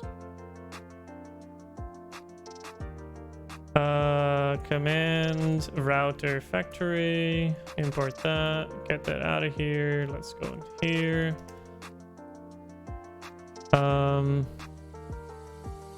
Oh god, this doesn't really help me because I don't know the command. Unless all commands would have a constant on them. I hate this. I hate that I cannot type this. I want to have static methods available in the... Here I want like this thing. Prefix or something.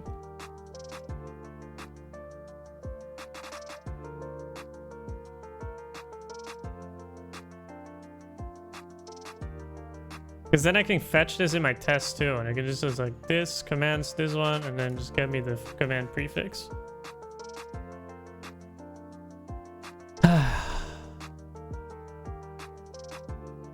But I cannot guarantee that every single one of them is going to have that static method unless I add tests for it.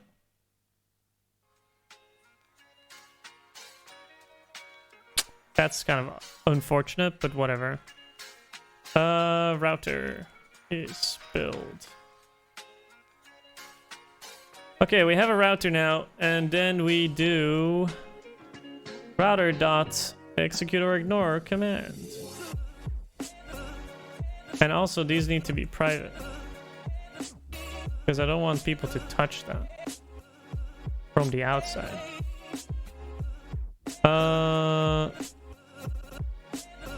With unknown commands. So what we're doing is just random something. So let's say default router args. Just draw cats. And then what's the second parameter? User state. Just gonna be, I don't know what user state is again. This is all this shit. Oh fuck, I don't wanna I'm just gonna screw that.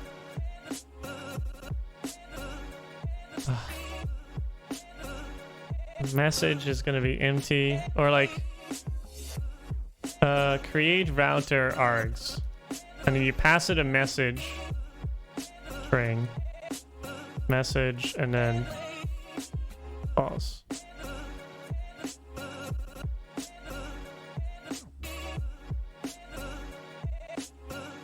I don't know when you ever want to have it false, but whatever. Can't you force all commands to have a command prefix by adding an abstract get function for it? Can you actually? It won't be static then. And the thing is, these are not like, this list is like modules, not like instances. That's the thing. So, like, the thing is, I don't want, let's say we have, maybe I'm overcomplicating things, but like, in terms of memory, why would I create an instance for something I'm not going to use?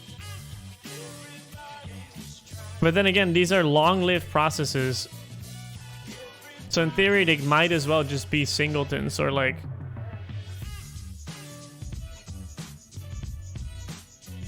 yeah, I'm not entirely 100% set on this yet, but if you think about it, let's say you might have like 10 commands anyways, so it's not going to be like any memory heavy or like memory intensive stuff. Plus, this is a long-lived process because it's going to sit in the chat, like literally waiting for messages to come in.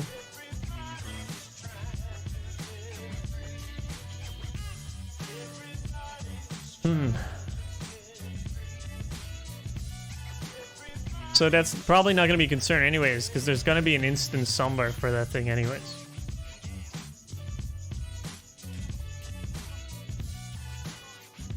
But if you create a command info or a command config class,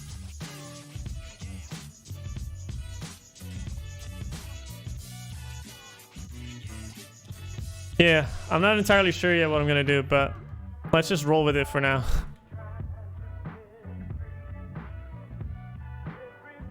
The message is going to be some unknown command.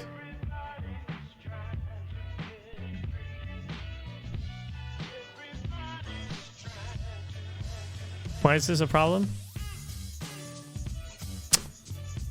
Oh, I hate that so much. TypeScript, why you do that? You can just, you know the type of this, but because he doesn't.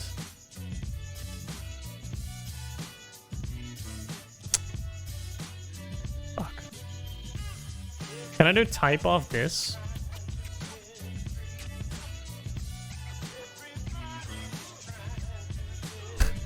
Watch me go. Watch me go.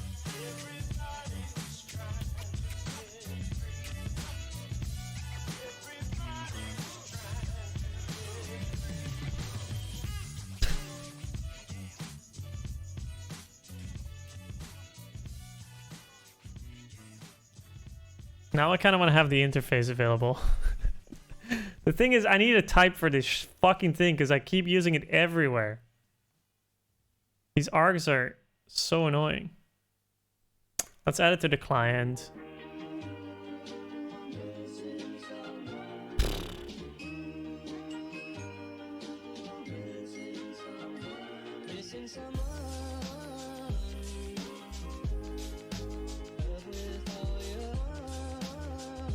Message arguments.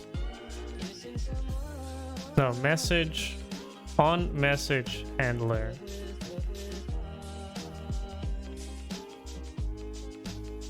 I think this is how they did it, right? And then you do like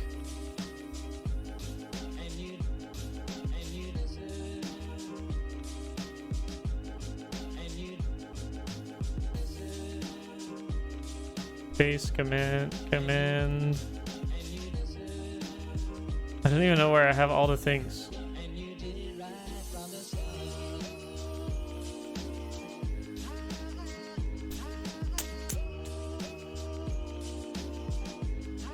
I don't think I'll ever use self, so I think I'm just gonna get rid of that. Unless... No, I think I need this. Otherwise, I'm gonna read my own messages. Does that matter? Probably not. But let's keep it anyways.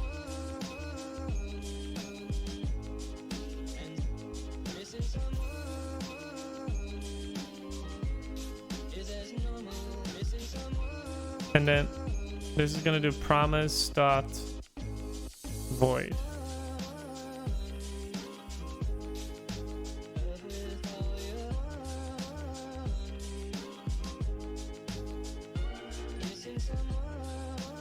Return key.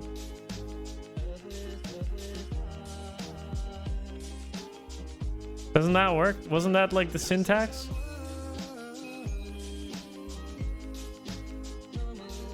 Interface function TypeScript. Oh, colon. Okay. Sure. Kind of weird to have an interface like that, but sure. Okay. Client.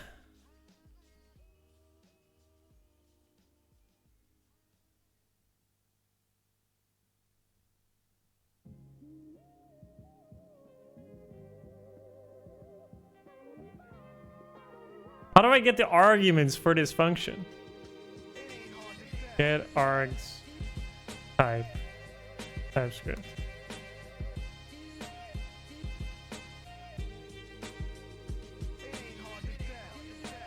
Parameters.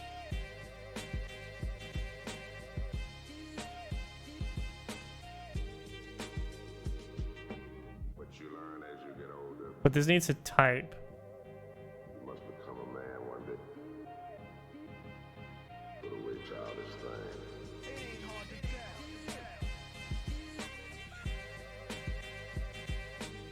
String user state string boolean. That's correct.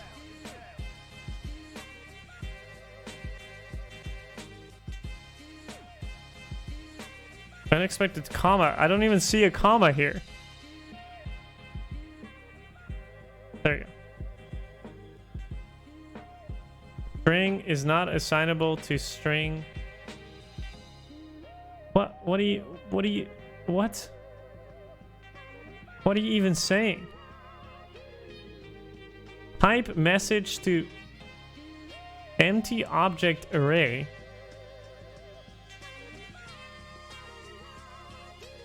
You can see that that's not what this is.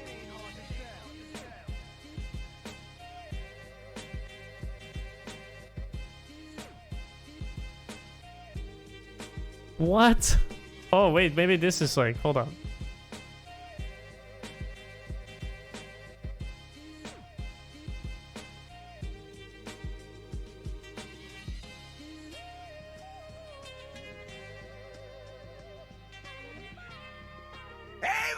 I'm so confused. Yo, Japena, or hopefully I pronounced that correctly. I'm so sorry. Thank you so much for the follow.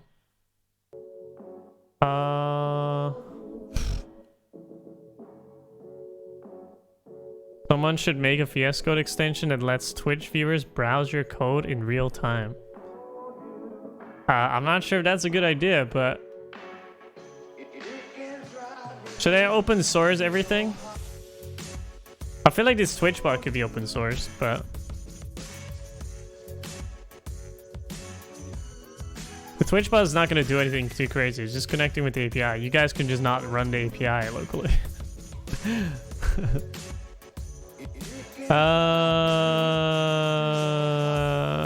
I can't really focus. I want to have every command implement this.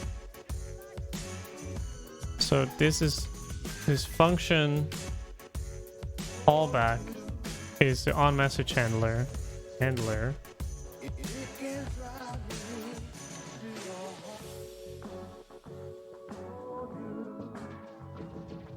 And then the return type is going to be... Oof. I honestly don't know.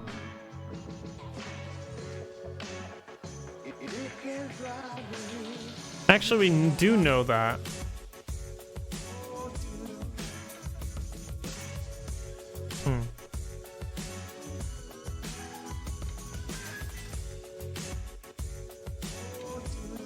You don't have to if you don't want to.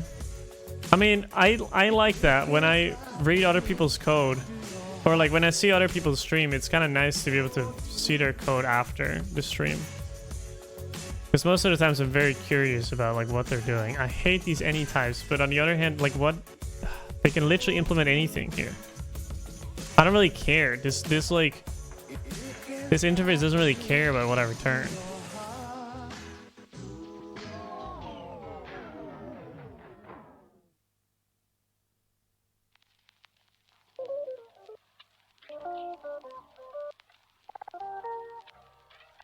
Oh god, this is so ugly. I don't understand why this doesn't work. We need to implement this though.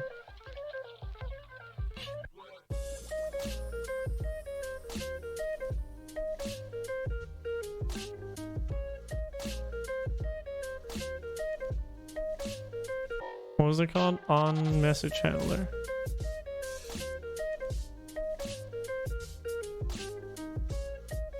Autocomplete, autocomplete, autocomplete. Fuck.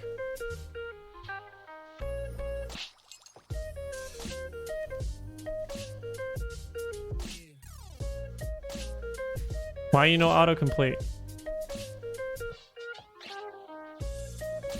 I think this is something you can do.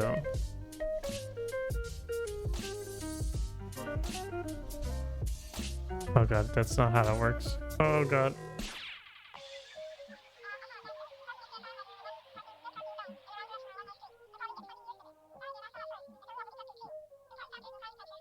Oh! Fuck. TypeScript, why are you always fighting with me? Why am I always fighting with you?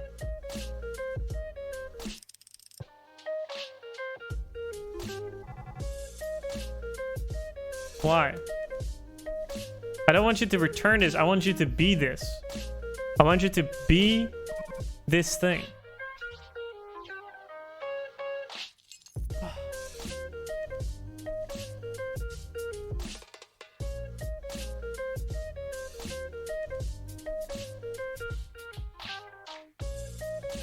Hate this. But that's okay. Let's not care about that. Let's continue working on our tests here. So, what are you complaining about? Why are you complaining about this? Chat user state? Fuck the chat user state. You're just going to be empty object. Wait, awesome. Record. Sure. String. String is string. Sure. Perfect. Yes. Router spec. Are you still complaining? I don't understand you, TypeScript. I really don't. What's up, Appa? Yep. How's it going? Distro Appa. How's life? Why? Wait, what is this? Infer. Maybe that's what I need. parameters t extends arguments any equals t extends arguments infer p any p or never. What would you what the...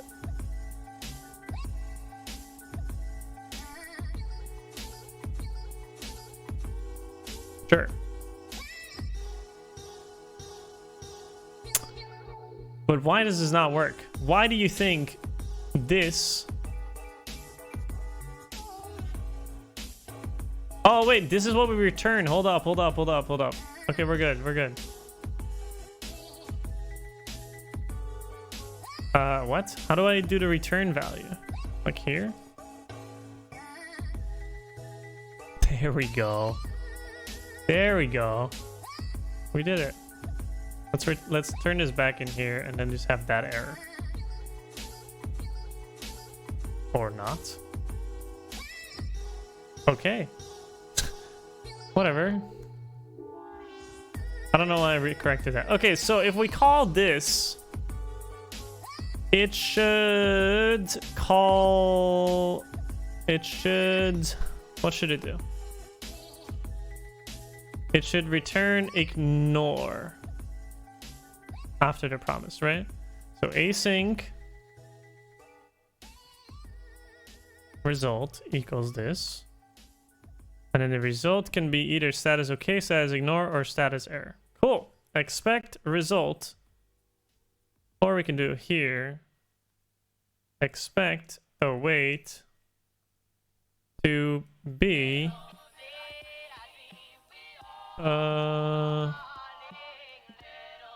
we get to export this.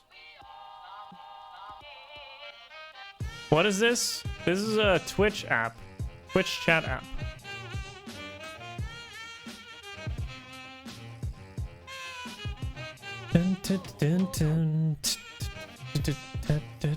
Maybe we don't want to actually reference this in our tests.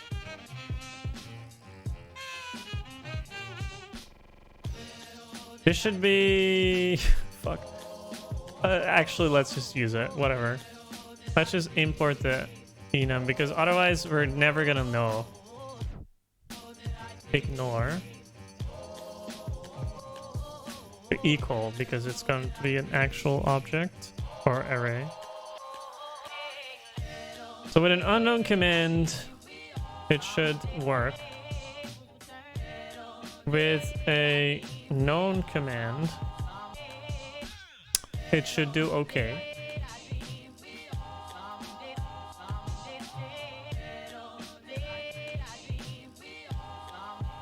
And we can know that instead of doing this, we do this.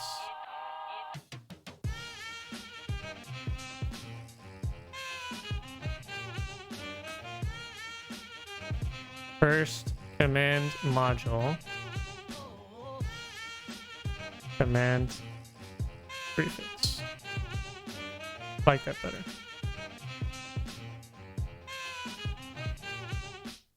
It actually knows that it's the join command. So, cool. Okay, what are you complaining about? To equal does not exist on void. Oh. Okay. Are the tasks passing? Boom. Nope. Subject.run does not undefined anymore. That's correct. Because it's now returning a promise. And it should return to equal. Because we know now that this returns a promise void.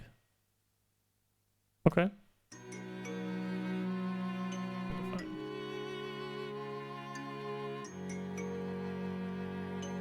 That is such a slow test.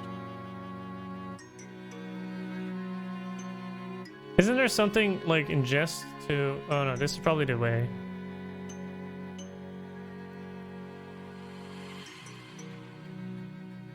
To be fulfilled or something. Be filled. Eventually. To eventually. Jest to eventually.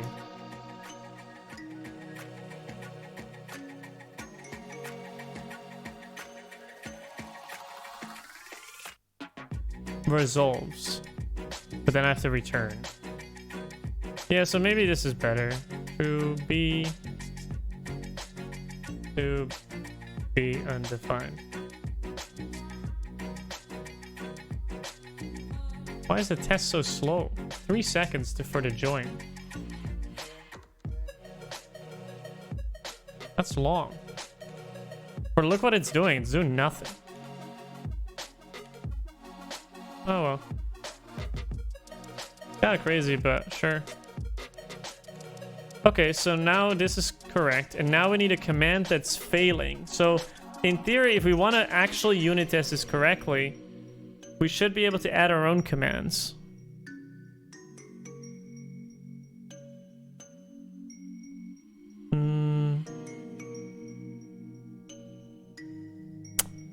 But in reality, we don't really need that. So we could test it, but we don't really need it. So let's see what we can do for that.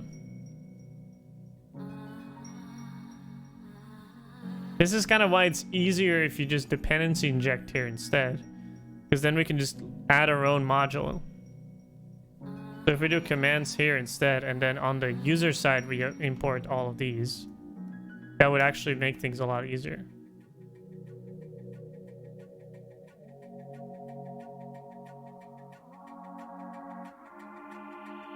No, you need this. Command module. So then this becomes commands with a default, and then we can by default import the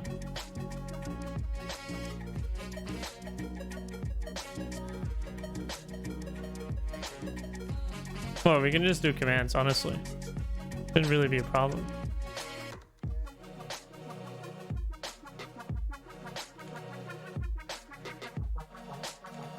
Base command, we already have that.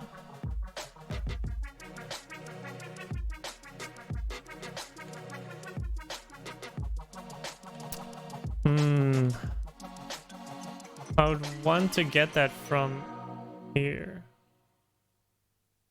From the router.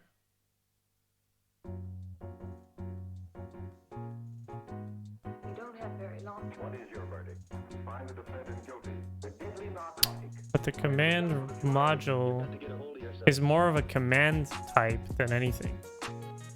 So maybe this should live in commands. But then again, this already lives in commands. So we have command interface.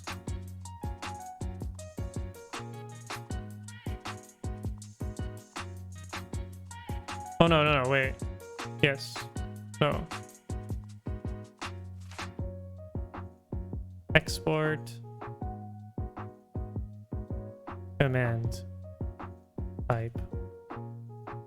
Command type is command module. Is type of base command. And then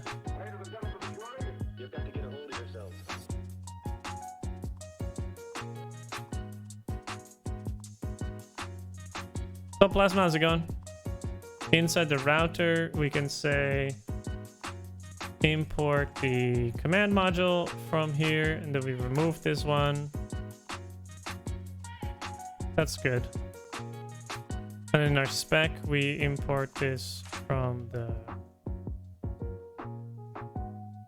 concept.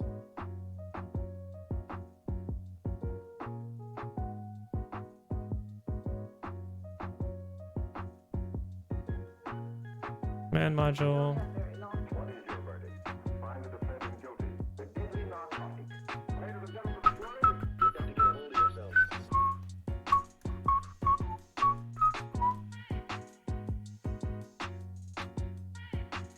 What was I gonna use this command module for again? Oh, not in here, actually. I need that in the here.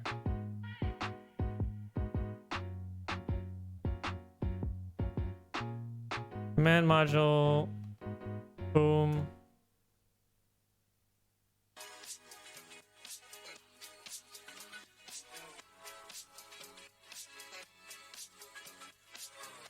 Commands is never defined. The command router needs commands. And then boom, we have to update it to factory. And then in our tests, we can say, hey, let's import one of the commands. We can just pick one.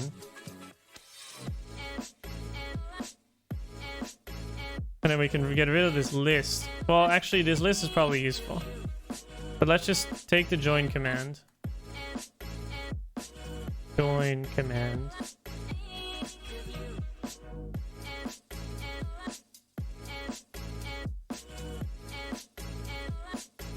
Oh, here.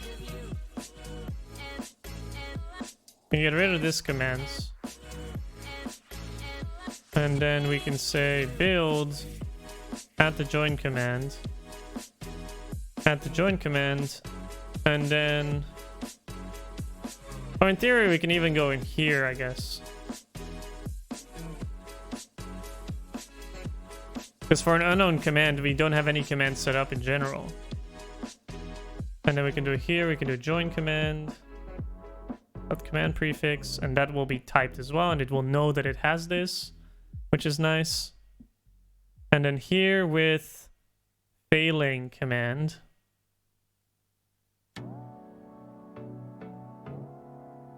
we can say our own command. So let's create a fake command. Fake failing command. Which extends base command.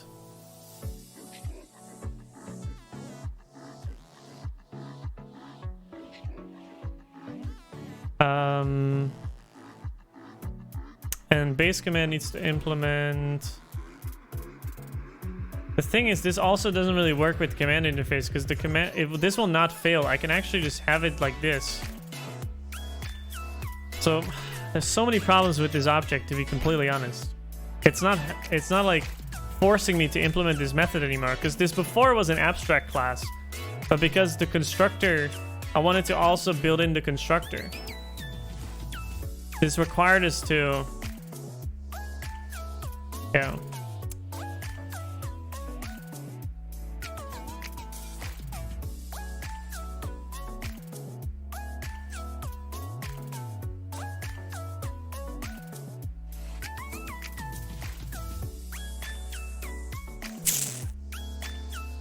Yeah.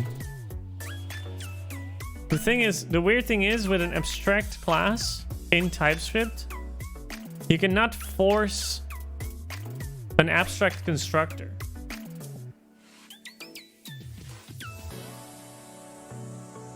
I think.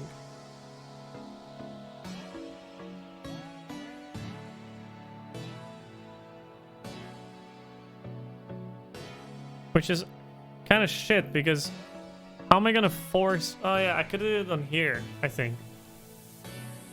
We need to do some fiddling around a little bit once we finish this test. Let's just consider that this is working and we need to implement this method.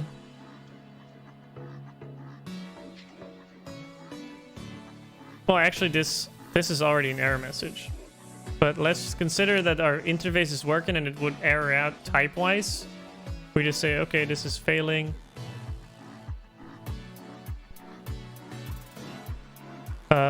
Command failed.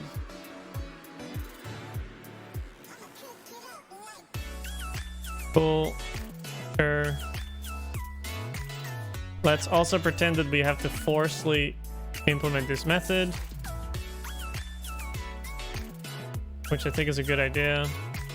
Return true, because the test is always passing. For any message, we're always returning true. And then we're building the command router using these commands. And then we can say any message.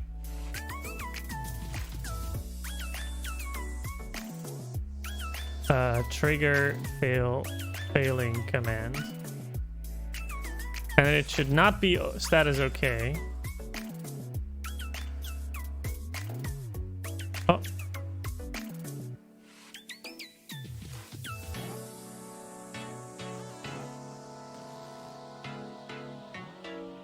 Something is going on here. Oh, here again. Oops.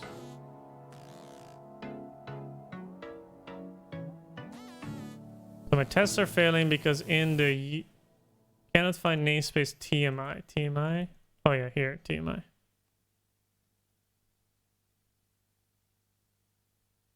Oh, hate this shit. Any. We're gonna use any. God, I hate this. Any. Yes, that's correct. So this is gonna be error. Oh. And it's gonna trigger this message.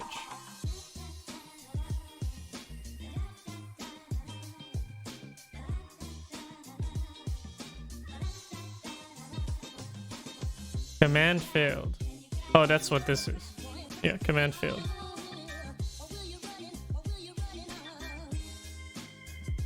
I feel like the tests are kind of slow.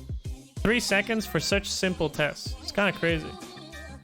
But maybe it's because of the async and the await. Still kind of weird though, but sure. Let's retry.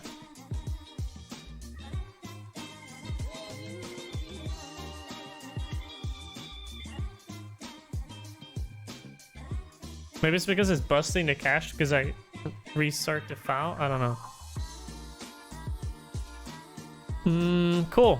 Okay, so we've got tests for this now.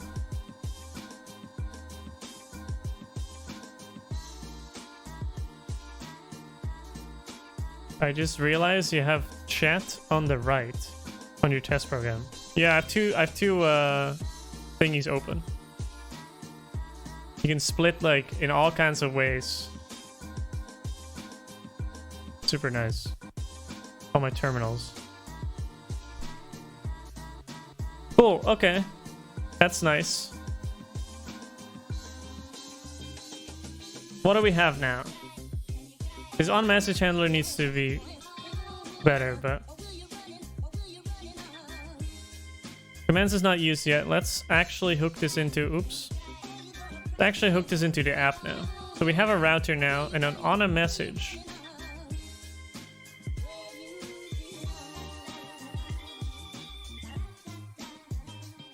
Marks any. Oh god, Boyd, what are you doing?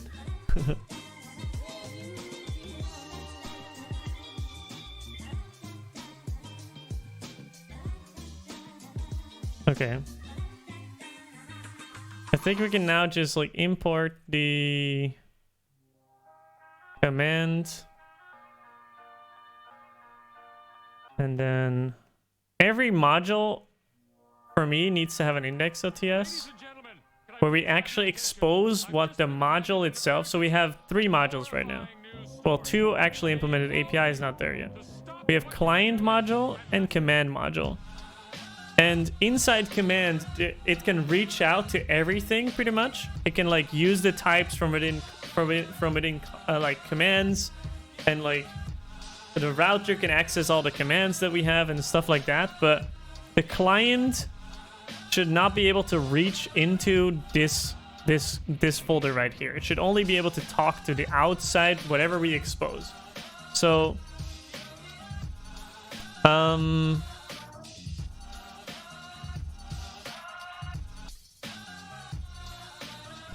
then maybe types. I don't know. Maybe we should expose types too, because I think I'm reaching inside of client contract, which I think might be fine. Like reaching out for interfaces, for example, is fine. But like, for example, this router should be exposed in here. Stings the nostrils in a good way. Yeah. Brian, I'm gonna be honest with you, that smells like pure gasoline. 60% of the time, it works. Every time. That doesn't make sense. And this way you kind of keep your boundaries. You keep your boundaries between your domains. Like the command only knows about the command, the client only knows about the client stuff. And it might reuse some of the types. And that might already conflict something. So I want to see like if these boundaries are correct right now.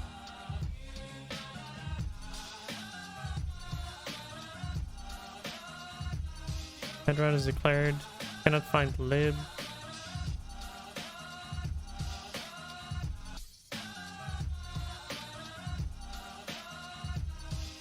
Try it again. Lib slash command. Okay.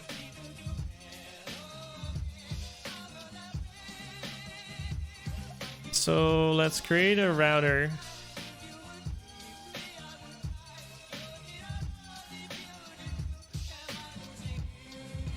Considering to create static here.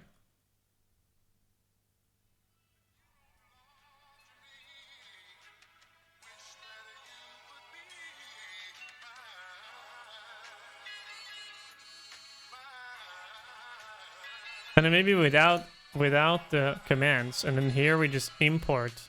So we create a return new this with the client, and then we get the commands from the commands.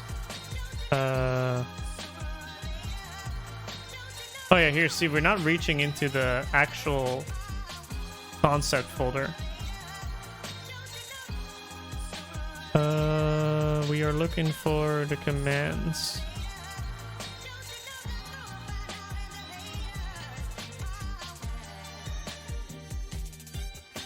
Commands as commands command modules list. Cool. Let's test this one too. Describe static create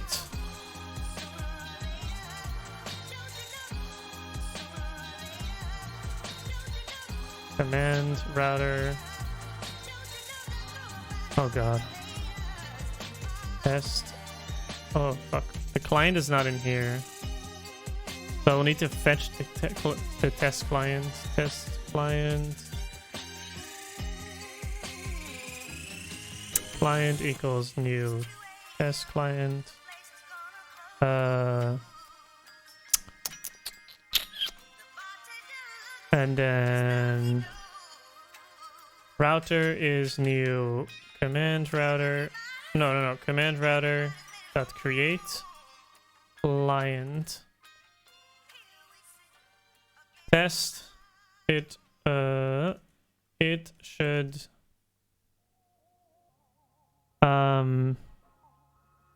return a command router instance,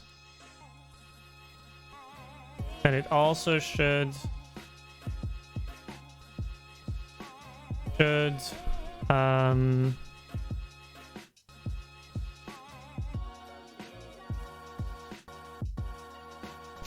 should take the commands list, but I don't know if I want to test for that. Because then we're reaching into implementation details here if I just take it from here. It should load the commands. And then, yeah, just take one of the commands, I guess, like the join command, and then just call it and see if it works. I don't know.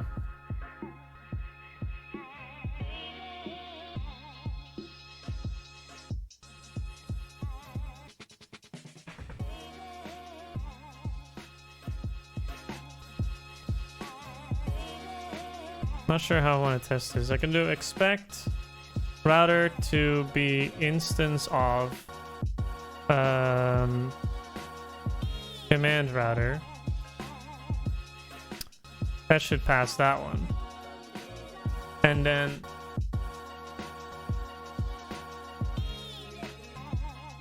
should load the commands. I don't really know how to test that.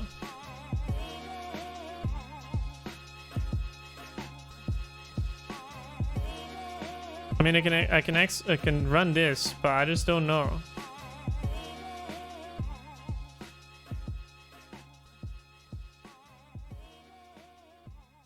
So I can do router dot execute blah blah blah, and then create router args with the message vg join.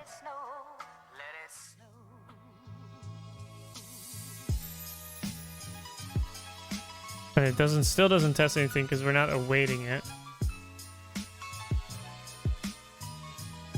Expect this to be equal array status dot okay.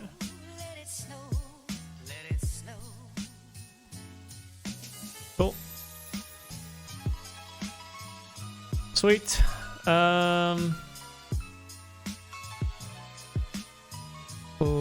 Let's do command router dot create client router dot execute or ignore command.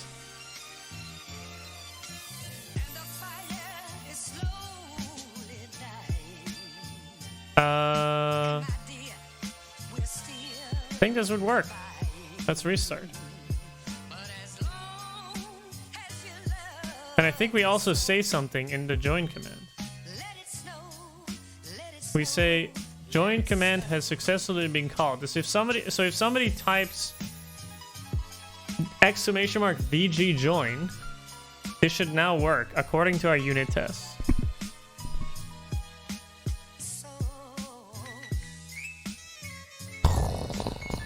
Find command is not a function. Interesting.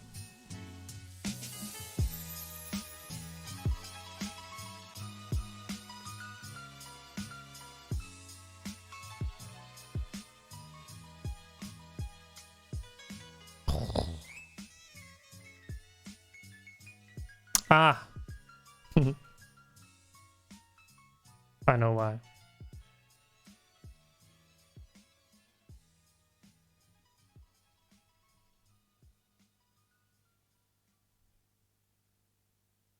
Panel's not provided. Gotta see things, see new places and brand new things. Gotta go places and do things. Maybe to forget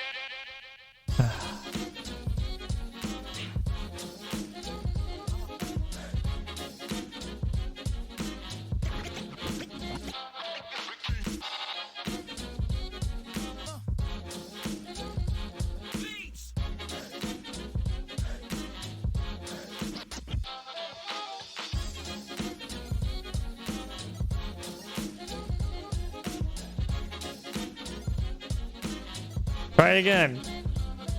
Try away.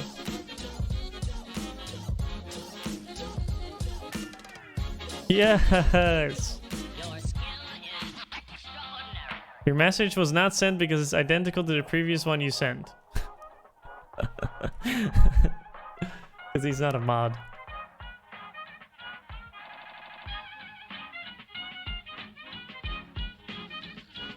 Sweet. Oh, it's working. This is not what it's supposed to do, so we're not done yet, but it's a good start.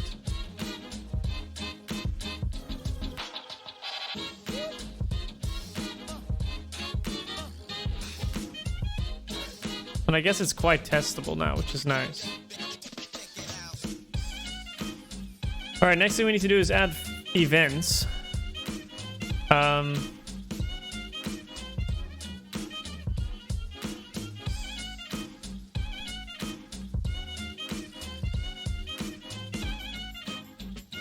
And I wonder if I want to use the node event bus thing,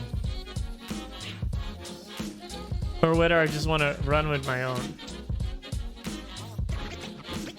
This is a nice fucking jam. I like it. Good night, Nigel. I am going to stop too, because I need to go to bed. We didn't really make the progress that I wanted. We just finished where I left off, really. Like, we didn't actually create the API module, but I think we got in a pretty decent spot. I'm not too happy about the type, so I think I will need to do a refactor. But the nice thing is we have some unit tests now, so I can do a lot of fiddling around. And it allows me to keep the same interface, which is fantastic. and just see how I can make TypeScript happy, because I'm just fighting against TypeScript right now. It's doing a lot of good stuff though. It protects me against a lot of stuff, but it's also fighting with what I really want to do. Also, I'm not too happy about this, because this tightly connects this method with the client's on message hook and the interface that it exposes. So maybe I want some like adapter in between that is the connector between the client's hooks and the router's execute. Or I can treat this as another message, as another event that I just shoot through the bus, and I have listeners for those, and then I call certain stuff. But then again, that's the same thing as this anyways, because this is also just an event.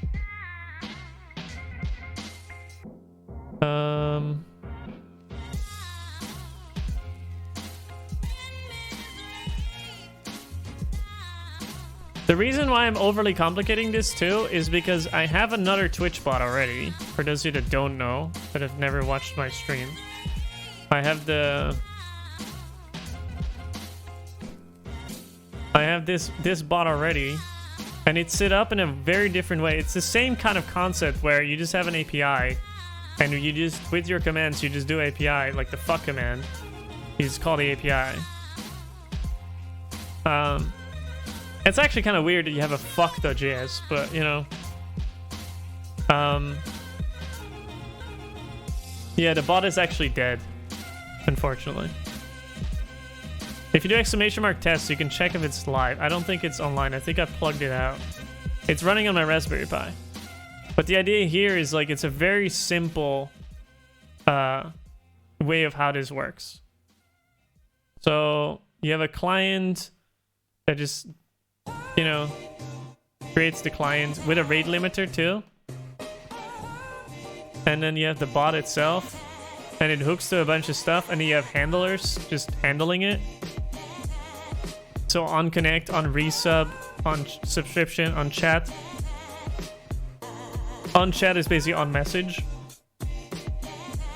And here you have commands.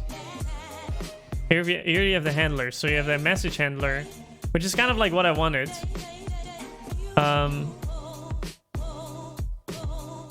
And then it checks, is it a chat command? And then it talks, if it's the bot itself, it ignores it. So this is what I mean. So like, I think we need some sort of interface between the on message call, which filters out all the stuff that I don't need. Then maybe the router should do that. So maybe our command should not know about self, because we automatically on router level ignore. And we check, is it a chat command? Then we do the command handler, and otherwise we do the message handler. I don't know what the message handler does. I don't think it does anything.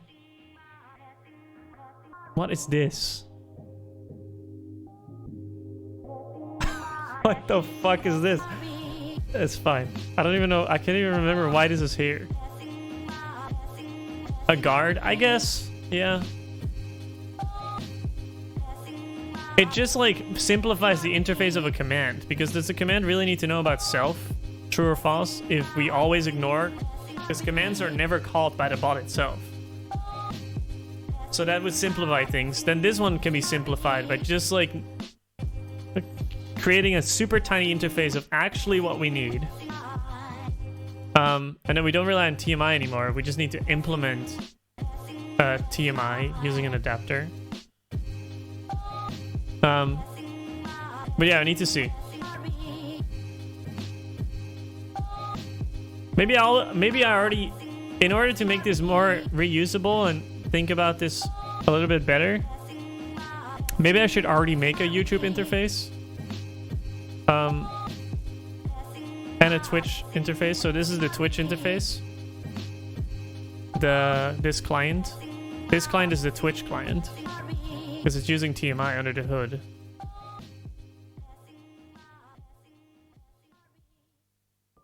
And it calls on message. So it could be a YouTube message or a Twitch message. Like, it doesn't really matter.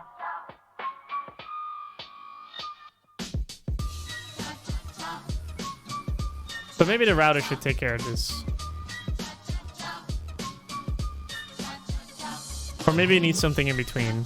Like a... Yeah, I don't know. I don't know yet. I don't know yet what I want here. The thing that we need to get fixed is this command concept.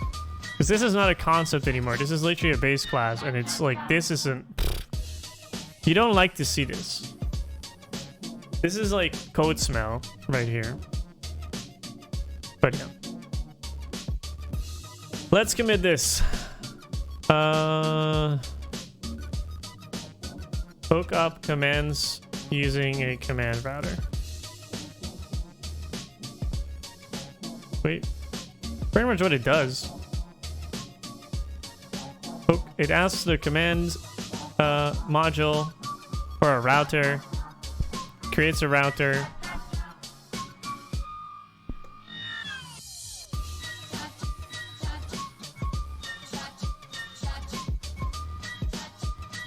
So for example, this can be abstracted too.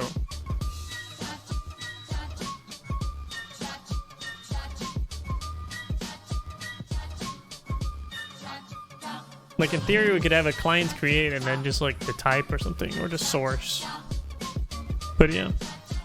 I don't really know. I don't really care.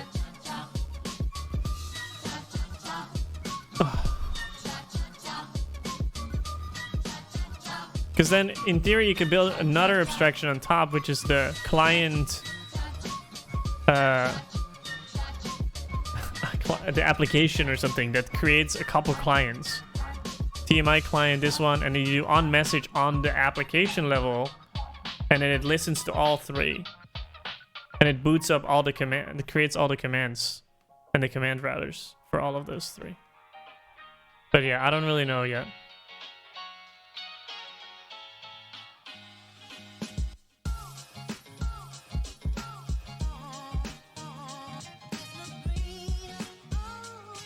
Command router.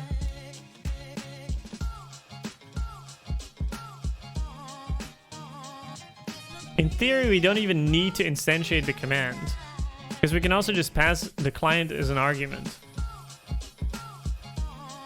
Because we only run it once. It's not like we're gonna have this last forever. So a command can literally be a bunch of static classes. Or a singleton. And then we can have a proper interface for it. Yeah, I think that might be the way to do it. Anyways, thanks everybody for watching and helping me out. It's been awesome.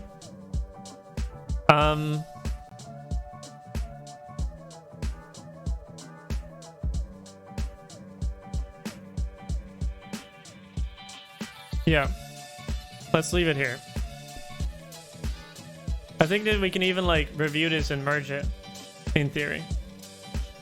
The join command does not work yet, but I think this unit of code is good enough to be shipped. Add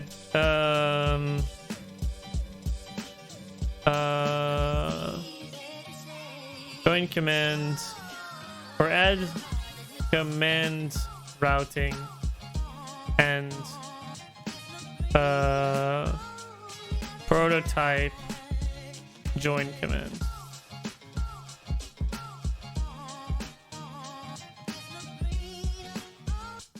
Also, right now, the client... Yeah, let's review this.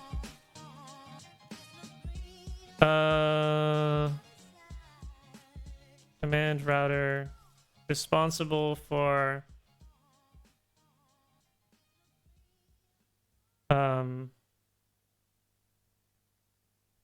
translating a message to the correct command handler.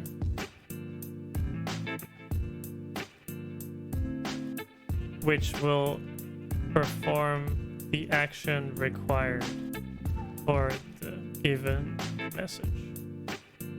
We have command, base command, Yeah, this needs to be refactored. What else did we do?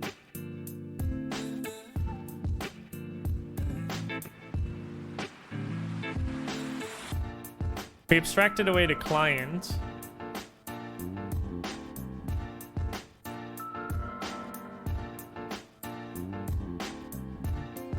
We've abstracted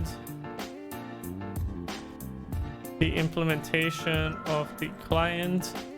This allows us to have an easier time unit testing because there's no need for a real connection with any chat service.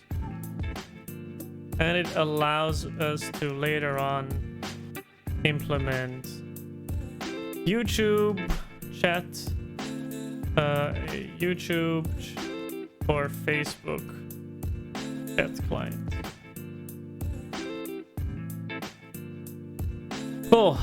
So what I like to do when I create a PR is I go through the code because I don't have any other peer reviewers, but I also do this like if I actually work. So I work at Lightspeed, a company does a bunch of like a big variety of like retail related and restaurant related stuff. And what I always do basically if I create a PR is first create a draft PR, go through the code myself and spot anything that could either bite me in the ass later on, anything that's unclear, or any shortcuts that I've taken, or anything that I feel like people are going to ask me about. Because if you do that, even for your own code, you will actually thank yourself later when you go back to your old PRs to figure out why you did a certain thing. Taking shortcuts is not bad, but making sure that they get fixed the proper way later on, or that you find out the solution in a better way, can either be done through code comments, but I also like doing it in PRs. Because if you go through the git blame and you find the PR that introduced this, that might help out a lot. So let's comment here. Might want to rename this later to Twitch client, considering that we'll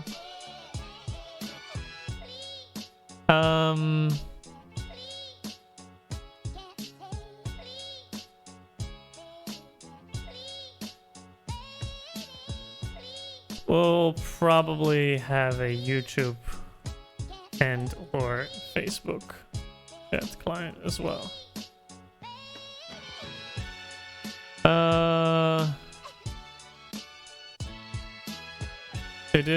Find a way to use this interface in other class methods as well, because there's a lot of duplication on this end.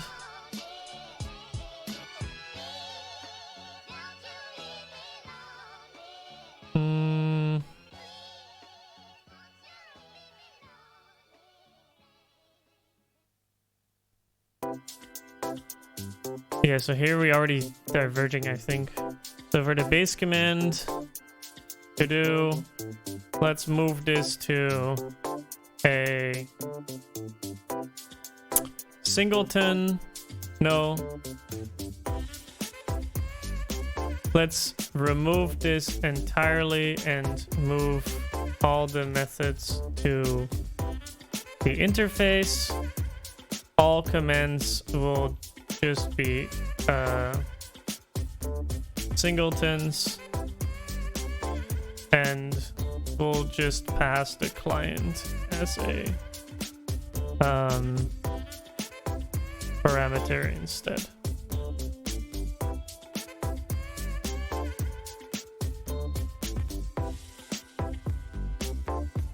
This is bad.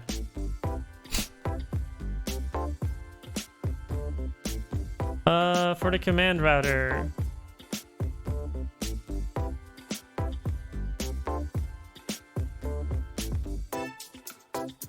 This is basically following the same status codes as for requests. No real reason why. Thought it was fun. I fell asleep watching you code, and it's nice. I mean, it's pretty chill.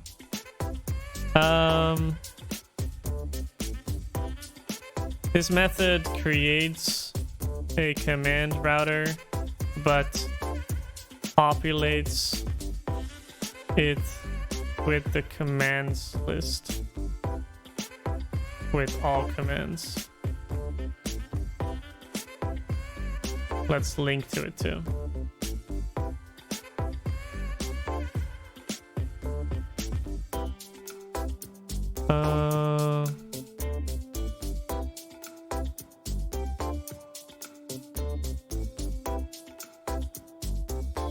Oh god, I didn't create the PR yet. Wait, I did. I did. Is it this one? Oh yeah, it is this one.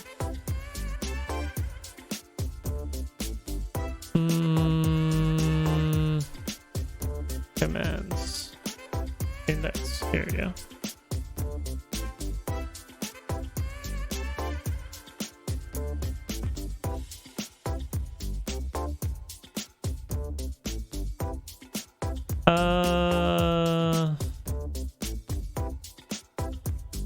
Find a way to abstract this and reuse this. Same as above.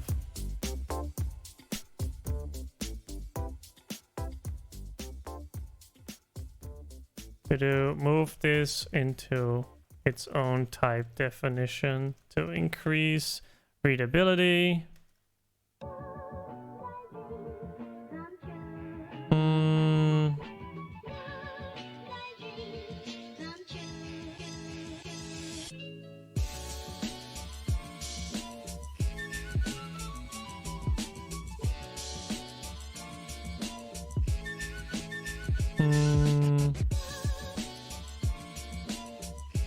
Thanks for sharing your PR process as well. Learn a lot from this. I think it's good practice. I use like the info emoji for when I'm actually explaining something. I use the warning emoji for when something like needs careful attention. I often, when I do peer review for other people, I often do like this, non-blocking, where it tells something about like just a suggestion that they don't have to actually adhere to. It's just like, hey, have you thought about this? Or, hey, I have this question about the code or something like that. And if it's like, let's say it's something as a security warning, I actually do this. And I'm like, hey, watch out here. Because you're using jQuery something, span HTML. And I'm like, hey, but, you know, be careful with the HTML because you might, you know, allow people to inject HTML into your page instead of just doing .text. So here to do, make sure when this becomes a singleton, we don't have to do this crazy magic anymore. I think.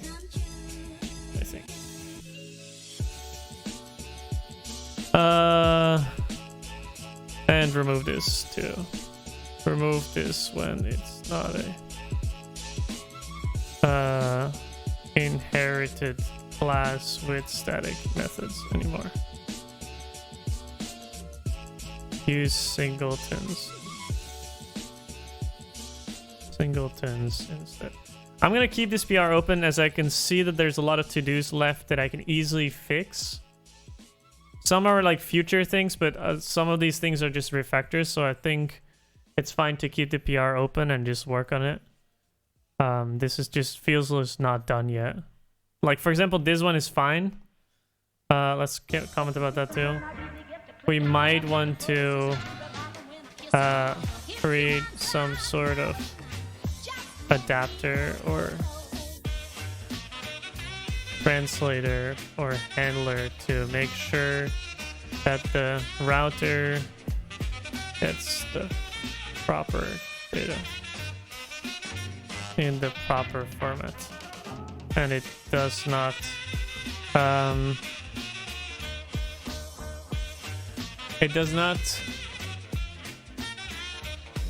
tightly couple the client with the router.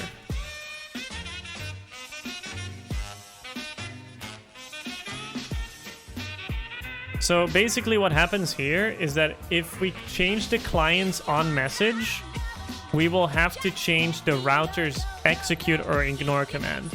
And that feels like bad practice.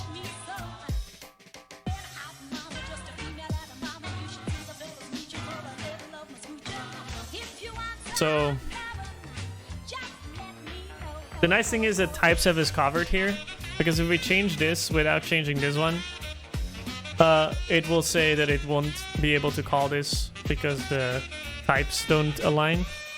But the way that this is directly coupled like this, I don't really like it. I'd rather have some sort of router on message handler or something method that then calls this. I'm even thinking of making some middleware. So like the router has a bunch of middleware. So on create, it creates these middlewares and then we can append it in the tests. That could, for example, filter out the self. So I treat it as like its own thing, right? So like before you want to do something, maybe we want to run some checks. And I think, for example, if we move the prefix that our command has,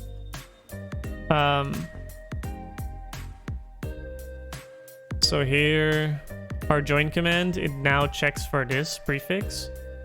For example, this prefix is probably the same for everything.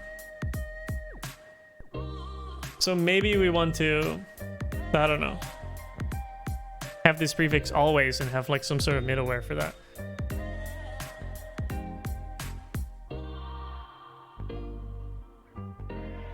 But yeah, we'll see. We can even have multiple routers in theory. But yeah, let's see. Let's see. Maybe the middleware can check if you're a follower as well. True. But that could mean a lot of requests in a short amount of time.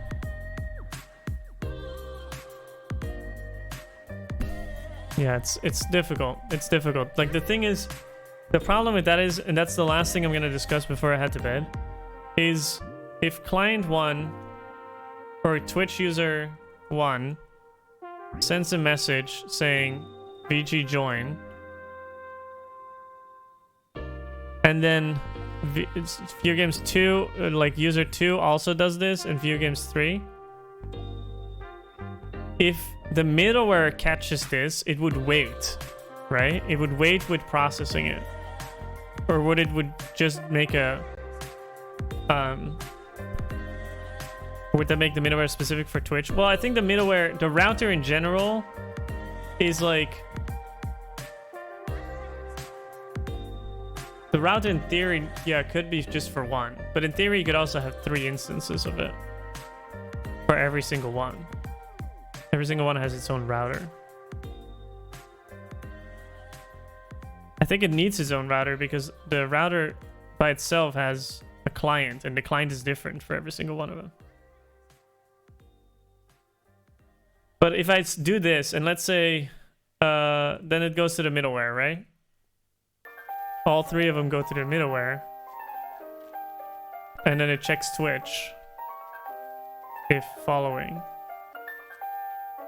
Right?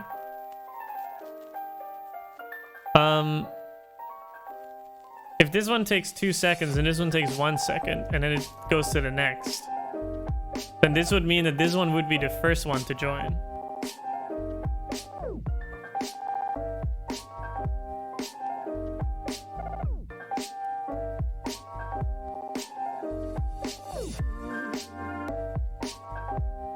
And also,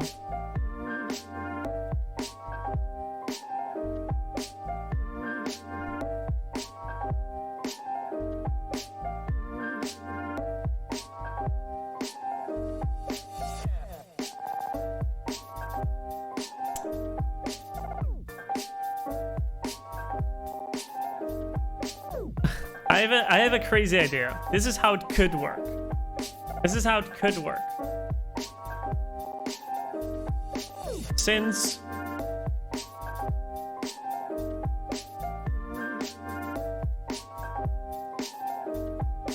this is how it could work.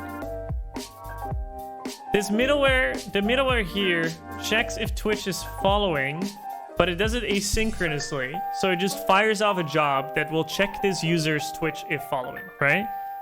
And then it will do a, I don't know. So let's say queue join this channel and username. Right? This is what it calls, and what this will do is like create fire join event or something like that. So then this thing will queue this one up. It will create a list. So this one's not blocking. It will just like fire sequentially, right? Fire sequentially, one at a time. Because there's one message at a time. Oh, these are actually asynchronous too.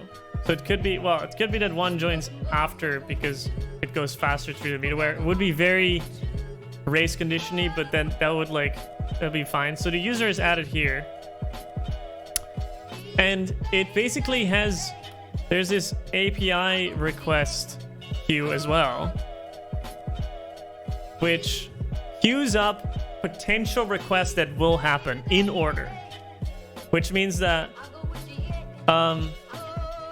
it could take some time for these users to actually be joined on the interface side of things, because we're keeping track of the order in the video game chatbot. The only downside is that if people join through Twitch chat and at the same time on the website somewhere, it could mean that we're letting people join before on the website and then they join later in the chat, but who knows? We'll see what we're gonna do. So like Twitch user 1 is added to this queue, this request queue, and this on itself is also a join event. And this request event or something, request will only run as soon as all Twitch users have a status on if they're following or not. So that if, let's say we have a maximum of 10 people, or there's a time of how long we can queue it up within the same request. So let's say a join event can only last, its lifetime is like 3 seconds. Because after you said join and after somebody else said join, after 3 seconds we want to have a message saying in chat like, hey, you're joining, right? I'm thinking of sending two messages actually, one in the chat and one as a DM. And then so let's say the lifetime of this is like 2 seconds. Then we have to wait until all these people, and so then 3 seconds has passed, another request event comes in, and there might be more people joining, like a whole nother event. But the order of these requests will go in this order. First one this, then this one. Meaning that we're always consistent in terms of ordering of when these people join.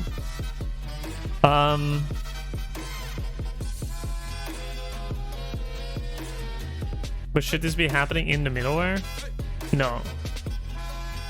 This should be happening based on events, right? So, like, the middleware is just queuing a Twitch is following event, and then the request event will check, is this join event complete? And so, is complete? Question mark.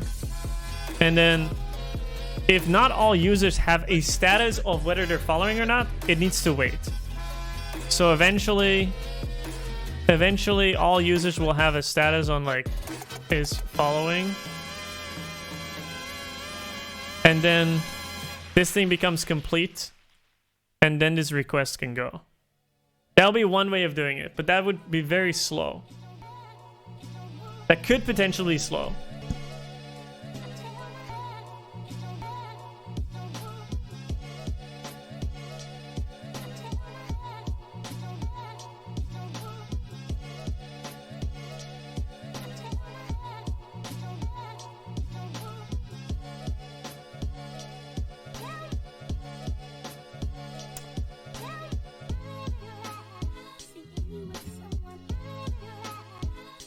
That would mean that the second request would fire before the first? No, because the queue handler will take them in order.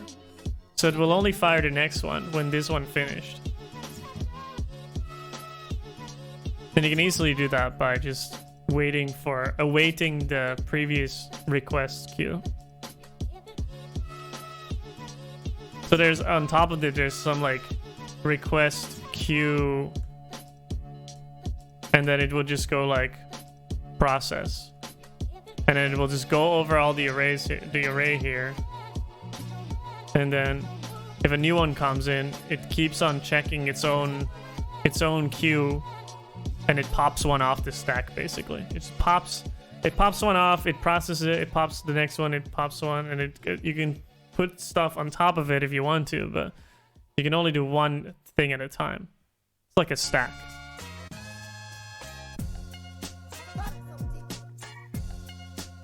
Want to put everybody in a single request event? Because it could be that these are too slow. Like, let's say people keep on joining 3 seconds, like before the TTL dies, right? So like this request is almost done, like all the followers are almost processed, and then another person does VG join. That would mean that the request would still wait, while on the website somebody could already join the queue before him. So in theory, this could go on for like 10 minutes, and then the backend would still not know that they're in the queue.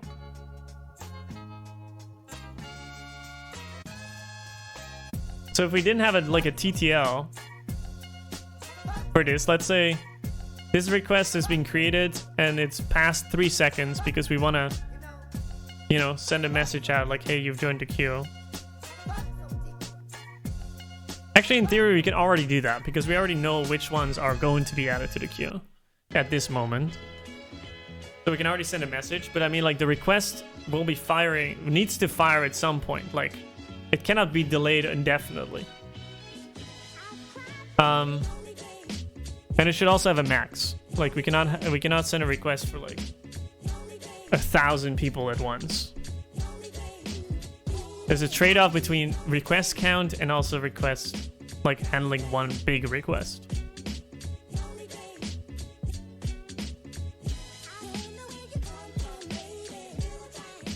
So this would be one way of doing it.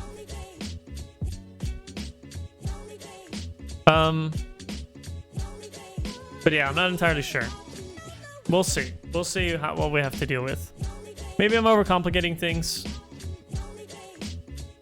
At least the next thing what we're gonna do is create some events and then just not do this yet, but just instead like create an event, shoot it in, and have a handler handle it, and then have some sort of global job processor supervisor maybe that just like keeps track of like the queue locally, and then at some point does the request. And keep following out of the picture. Sub and stuff is already in the user.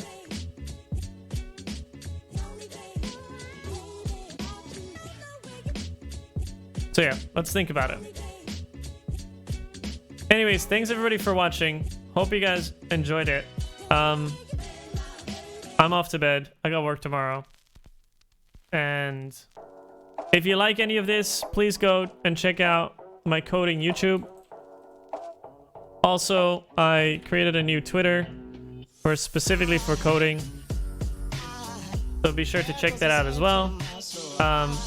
It's basically my place to talk anything code because not everybody likes my my streamer things or my gaming things. Some people might be more interested in just coding. So I think we can, yeah, learn a lot there and meet some new people, basically. That's why I made the Twitter account. Talk to new people, get to know people, and learn all the time. All right, thanks everybody, and see you guys next time. Bye.